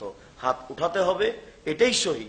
অবজ্ঞা করে হাত তোলা রাসূলকে অপমান করার শামিল, সাবধান থাকতে হবে। জাযাকাল্লাহ। আসসালামু আলাইকুম। আরেক ভাই একটা প্রশ্ন করেছেন যে কাজা নামাজ ইসলামী শরিয়াতে আছে কি? যদি থাকে তাহলে পড়ার নিয়ম কি? যদি না থাকে কিভাবে নাই দয়া করে বলবেন। কাজা সালাতের বিষয়টি একটু অস্পষ্ট হয়ে গেল জিজ্ঞাসা। কাজা সালাত এক ধরনের হলো যে উমরি কাজা। ওই 30-40 বছর যাবত, 30 বছর যাবত ছাত্র জীবনে থেকে যে পড়াশোনা করিনি, এখন হুজুরে বলেছেন যে মাঝে মধ্যে 2 রাকাত 4 রাকাত করে পড়তে থাকো। উমরি কাজা পড়লে পাপ হবে, এটা বিদাত। কিন্তু যেসব সালাত সিরিয়ালে আছে, 3 দিন হয়ে গেল পরস্পর ছোটা, 2 দিন হয়ে গেল, বা কালকের, এটা আদায় করতে হবে, জরুরি আদায় করতেই হবে। আর যেগুলো সিরিয়াল হারিয়ে গেছে, 10-12 দিন, 15 দিন, 20 দিন হয়ে গেছে, এর জন্য ক্ষমা চাইতে হবে। আর যেগুলো সপ্তাহ বা 2 দিন 3 দিন আছে, কালকের সালাত, এগুলো কাজা করতেই হবে যে কোনো মূল্যে, অন্তত ফরজ। উমরি কাজা বিদাত। আসসালামু আলাইকুম, আমি সেনাবাহিনীতে চাকরি করি। তো আমরা শীতকালীন প্রশিক্ষণের জন্য বাইরে যখন যাই, আমরা সাধারণত 4 সপ্তাহ বা 1 মাসের জন্য যাই। তো আমরা এক জায়গায় স্থির থাকি না, হয়তো কোথাও 1 সপ্তাহ থাকি, কোথাও 2 সপ্তাহ থাকি, এরকম ভাবে আমরা প্রশিক্ষণের জন্য বিভিন্ন জায়গা স্থানান্তর হই। তো আমরা এখান থেকে যখন রওনা করি আমাদের দূরত্ব ছিল প্রায় 100 কিলোর উপরে। তখন আমি বলছি যে আমাদের নামাজটা কসর করতে হবে। তা আমাদের কিছু হুজুর বললো যে এটা কসর হবে না, আমরা মানে মুকিম হিসাবে নামাজ আদায় করতে হবে, এবং কসরের মধ্যে কি আমরা সুন্নত আদায় করতে হবে কিনা। জাযাকাল্লাহ খায়ের। মানে সেনাবাহিনীর লোক মাঝে মধ্যে যেতে হয় 2 মাস 3 মাস 1 মাসের জন্য। সেনাবাহিনী বলে নয়, যখন কোনো মানুষ বাড়ি থেকে বের হয়েছে নিশ্চিত কাল ফিরে আসবে, কবে ফিরবে এই জিনিসটা তারা হিসেবে আসেনি, আর এক জায়গাতে স্থায়ী থাকছেও না। এক জায়গাতেও যদি স্থায়ী থাকে, নির্ধারিত হয়নি কতদিন থাকবে, তারা কসর সালাত আদায় করবে 6 মাস হলেও, তার চেয়ে বেশি হলেও। সেনাবাহিনীর লোক যা বিবরণ দিলেন তাকে কসর সালাত আদায় করতে হবে, পূর্ণ নয়। যারা পূর্ণ বলেছেন তার হিসাবটি ভুল হয়েছে, অবশ্যই কসর সালাত আদায় করতে হবে। উল্লেখ্য যে সুন্নাত পড়া লাগবে না, ফজরের সুন্নাত পড়া ভালো, বিতির পড়তেই হবে। ফজরের সুন্নাত পড়া ভালো, বিতির পড়তেই হবে, বাকি সুন্নাত পড়া লাগবে না, কসর সালাত আদায় করতে হবে। জাযাকাল্লাহ। আসসালামু আলাইকুম, আমি মোহাম্মদ তৌহিদুর রহমান। আমার প্রশ্ন হলো, যাদের কাছে ইসলামের বাণী প্রচার হয়নি বা যায়নি, অর্থাৎ কিছু কিছু মানুষ যাদের কাছে ইসলামের বাণী যায়নি একেবারে, তারা যদি মারা যায় তো তাদের বিচার কিভাবে হবে? যেমন আফ্রিকার কিছু মানুষ, অ্যামাজন জঙ্গলের কিছু মানুষ যাদের কাছে ইসলামের বাণী যায়নি, তাদের কিরকম বিচার হবে? মানুষ হিসেবে যারা পৃথিবীতে জন্ম নিয়েছে তাদের বিচার হবে। মানুষ হিসেবে যারা পৃথিবীতে জন্ম নিয়েছে তাদের বিচার হবে। গ্রামে থাক, শহরে থাক, জঙ্গলে থাক, যেখানেই থাক না কেন, কোন মানুষকে ছেড়ে দেওয়া হবে এ ব্যাপারে আল্লাহ রাসূল কিছু বলেননি। দাওয়াত তার কাছে না পৌঁছিলে তাকে ছেড়ে দেওয়া হবে এই কথা আল্লাহ রাসূল বলেননি। বরং আল্লাহ বলছেন, ওয়াতিলকাল আমসাল নাযরিবুহা লিন-নাস লা ইয়াকুলুহা ইল্লাল আলিমুন। কত অসংখ্য দৃষ্টান্ত আমি পেশ করেছি, এগুলো দেখে আমাকে চিনবে, এগুলো বুঝবে কে? হুঁশিয়ার জ্ঞানী মানুষ। মানুষকে চিন্তা ভাবনা করেই আল্লাহকে খুঁজে বের করতে হবে, এটা চূড়ান্ত। পাগলের বিচার নেই, যারা পাগল তাদের বিচার নেই, এছাড়া বিচার হবে এমন মানুষের বিচার হবে। জাযাকাল্লাহ। আসসালামু আলাইকুম। মুসাফির সম্পর্কিত প্রশ্নটার আরেকটু জানতে চাচ্ছি যে কতটুকু দূর যাওয়ার পরে মুসাফির হিসেবে গণ্য হবে এবং কতদিন থাকার নিয়ত না করলে মুসাফির হিসেবে গণ্য হবে? সফরের জন্য কোনো দূরত্ব নেই। আমরা যে শুনেছি 48 মাইল 9 মাইল, এগুলো কথা ঠিক নয়। যখন ব্যক্তি ভাবছে যে আমি সফরে বের হলাম, ব্যাগটা রেডি করে নিয়েছে, কাল আসবে বা সন্ধ্যা আসতে পারবে কিনা এরকম একটা ভেবে নিয়েছে, তখন বাড়ি থেকে বের হয়ে মুসাফির ওই বাস টার্মিনালে গিয়ে 2 রাকাত সালাত আদায় করবে, 1 কিলোমিটার হলেও। যখন ব্যক্তি নিজেকে ভাবছে আমি মুসাফির, তখন সে কসর সালাত আদায় করবে, যেখানে সময় হবে, 1 কিলোমিটার দূরে হোক আর 100 কিলোমিটার দূরে হোক। কথা স্পষ্ট হয়নি? জি। তারপরে হচ্ছে এই যে কতদিন, দিনের কোনো নির্ধারিত সময় নেই। 4 দিন থেকে গেলে পূর্ণ করতে হবে, এ কথা একটা মানুষ রচিত কথা। 15 দিন থাকলে পূর্ণ করতে হবে এই কথা নয়। যত দিন থাকবে আজকাল যাব বলে ততদিন কসর করবে। যখন চূড়ান্ত হয়ে গেছে এখানে 1 মাস থাকবো তখন পূর্ণ করবে, 3 মাস থাকবো তখন পূর্ণ করবে। যার চূড়ান্ত নেই তার পূর্ণ নেই। জি। আসসালামু আলাইকুম। আরেক ভাই প্রশ্ন রাখছেন যে প্রাচীর বেষ্টিত স্থানে কিবলাকে সামনে অথবা পিছনে রেখে পেশাব পায়খানা করা যাবে কি? যে কোনো স্থানে যদি সামনে অন্তরাল থাকে তখন কেবলামুখী হয়ে পেশাব করা যাবে, বুখারী মুসলিম। সাধারণত আল্লাহ রাসূল আদেশ করেছেন পশ্চিমমুখী হয়ে পেশাব পায়খানা করা যাবে না। তবে সহিহ হাদিসে এসেছে যদি অন্তরাল হয়, একজন সাহাবী উটকে সামনে রেখে পেশাব করলেন, তখন বলা হলো যে এটা পশ্চিম, তুমি যে উট সামনে খাড়া করা হয়েছে, তাহলে উট যদি অন্তরাল হয় তাহলে প্রাচীর অন্তরাল হবে। অন্তরাল যদি থাকে তাহলে পশ্চিম দিকে মুখ করে পেশাব করলে কোনো সমস্যা নেই। উল্লেখ্য যে ঘুমানোর ব্যাপারে পশ্চিম আর পূর্ব হিসাব করা ঠিক নয়, মানে পশ্চিম দিকে পা করে ঘুমানো যাবে না, এই হিসাবটা একটা বাতিল, মিথ্যা কথা। পশ্চিম দিকে পা করে নামাজ পড়তে হবে, এটা আদেশ। যখন একটা মানুষ অচল হয়ে গেছে তখন পশ্চিম দিকে পা করে সালাত আদায় করতে হবে। পশ্চিম দিকে পা করে সালাত আদায় করা যায়, পশ্চিম দিকে পা করে ঘুমানো যায় না, এই আকীদায় ত্রুটি। জি। আসসালামু আলাইকুম। আমার একটা প্রশ্ন হচ্ছে যে আকীদাগত আমাল আর ইমানগত আমল, এই দুটার মধ্যে মানে আকীদাগত আর আর হচ্ছে আমলগত, এই দুটার মধ্যে কোনো পার্থক্য আছে ইমানের? ইমান আর আকীদা দুটো একই জিনিস। ইমানটাই তারা আকীদাকে শিখিয়ে দিবে। অনেক সময় ইমান আছে কিন্তু আকীদায় ত্রুটি আছে, এটা হয়। যেমন অনেক মানুষ যারা আছে এখানে, যে তারা জানে যে আল্লাহ একজন আছেন, নবী আল্লাহ রাসূল, এরপরেও তাদের আকীদা বিশ্বাসের ত্রুটি আছে। জি, যার আকীদাতে ত্রুটি আছে তার ইমান কাজ করবে না, এই ইমান দিয়ে কাজ হবে না। আকীদায় ত্রুটি থাকলে ইমান দিয়ে কাজ হবে না। আমি জানি যে আল্লাহ আছেন কিন্তু আমার আকীদা আল্লাহ নিরাকার, তখন এই আকীদা দিয়ে, এই ইমান দিয়ে জান্নাত লাভ করা যাবে না। সালাম আলাইকুম, আমার নাম আবু দয়ান সিদ্দিক। আমার প্রশ্ন হচ্ছে যে বলা হয় যে কোরআনে হাফিজ দ্বারা তারা 70 জন ব্যক্তিকে জান্নাতে নিয়ে যাবে, এটা কি সহিহ হাদিস দ্বারা প্রমাণিত? আর কোরআনে হাফিজদের মানে মর্যাদা কি আখিরাতে এবং দুনিয়াতে তাদের মর্যাদা কোরআন হাদিস দ্বারা যদি প্রমাণ করতেন? একজন কোরআনের হাফেজ 70 জন বা 10 জন মানুষকে জান্নাতে নিয়ে যাবে, এ হাদিস জাল, মিথ্যা কথা। বিচারের মাঠে হাফেজকে বলবেন আল্লাহ যে তুমি কোরআন তেলাওয়াত করো আর জান্নাতের স্তর স্তর উপরে উঠে যাও, এ হাদিস ঠিক। তাহলে একজন হাফেজের পরকালে মর্যাদা অনেক বেশি। ইহকালে মর্যাদা কি? যত কোরআন পড়বে তত 10 অক্ষরে নেকি পাবে বেশি। হিফজ করার জন্য দুনিয়াতে কোনো পৃথক মর্যাদা নেই। যত কোরআন বেশি তেলাওয়াত করবে তত ইহকালীন মর্যাদা, পরকালীন মর্যাদা, মূলত পরকালীন মর্যাদা। হিফজ হিসেবে ইহকালীন তেমন কিছু নেই। বরং এদেশে যেসব হিফজখানা আছে তার সাথে কোরআন হাদিস শিক্ষা দেওয়ার ব্যবস্থা নেই, এই হিফজখানা বন্ধ করতে হবে। এই হিফজখানায় কোরআন মুখস্থ করার পরে বড় একটা টুপি মাথায় দিয়ে, উপর একটা লাল মাথা দিয়ে কোরআন তেলাওয়াত করতে গেছে ও মানুষের বাড়িতে, টাকা নিয়ে কোরআন তেলাওয়াত করে আসছে ও। এই দ্বারা ধর্মের কোনো উপকার হবে না, বরং ক্ষতি হবে। জাতি বহু অন্যায়ের মধ্যে পড়ে আছে, বলিষ্ঠ কণ্ঠে জাতির সামনে দাঁড়াতে হবে। জেল, সেল, সুলি, ফাঁসি 5 পয়সা দাম না দিয়ে কোরআন এবং হাদিসকে উন্নত মানের করে শিখে এই জাতির সামনে দাঁড়াতে হবে।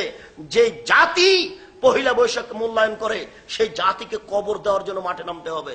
এই কোরআন মাজিদ মুখস্থ করে মানুষের বাড়িতে মিলাদ করে এসে কোরআনকে ধ্বংস করছে, এরকম হিফজখানা বন্ধ করতে হবে। ওই হিফজখানায় ছেলে রাখতে হবে যেখানে 2 বছর মুখস্থ করার পরে আবার কোরআন হাদিস শিক্ষার ব্যবস্থা আছে। বয়স 14 হয়ে গেছে, ও একটা বড় টুপি মাথা দিয়ে উপরে লাল রুমাল দিয়ে মানুষের বাড়িতে কোরআন তেলাওয়াত করে বেড়াচ্ছে, এটা ধর্মকে ধ্বংস করার কৌশল। জাযাকাল্লাহ খায়র। সর্বশেষ প্রশ্ন, একটা মিডিয়া থেকে জানানো হয়েছে যে যেখানে টয়লেট এবং অজুর জায়গা একই জায়গায় যদি থাকে তাহলে সেখানে টয়লেটের ভিতরে ঢুকে বিসমিল্লাহ বলা যাবে না। তো এই ক্ষেত্রে যেহেতু অনেক জায়গায় অজুর স্থান এবং প্রস্রাব পায়খানার স্থান একত্রিত, এই ক্ষেত্রে আমরা অজু শুরুতে কি বলবো, বিসমিল্লাহ বলবো বা না বললে কি হবে? যা উত্তর হয়েছে তা ভুল হয়ে গেছে। পেশাবখানা, পায়খানা, অজুখানা পৃথক পৃথক হোক, এটা ঠিক, কিন্তু ওর বিসমিল্লাহ বলা যাবে না, দোয়া দরুদ করা যাবে না, এটা ওই টয়লেটের ভিতরের হুকুম নয়।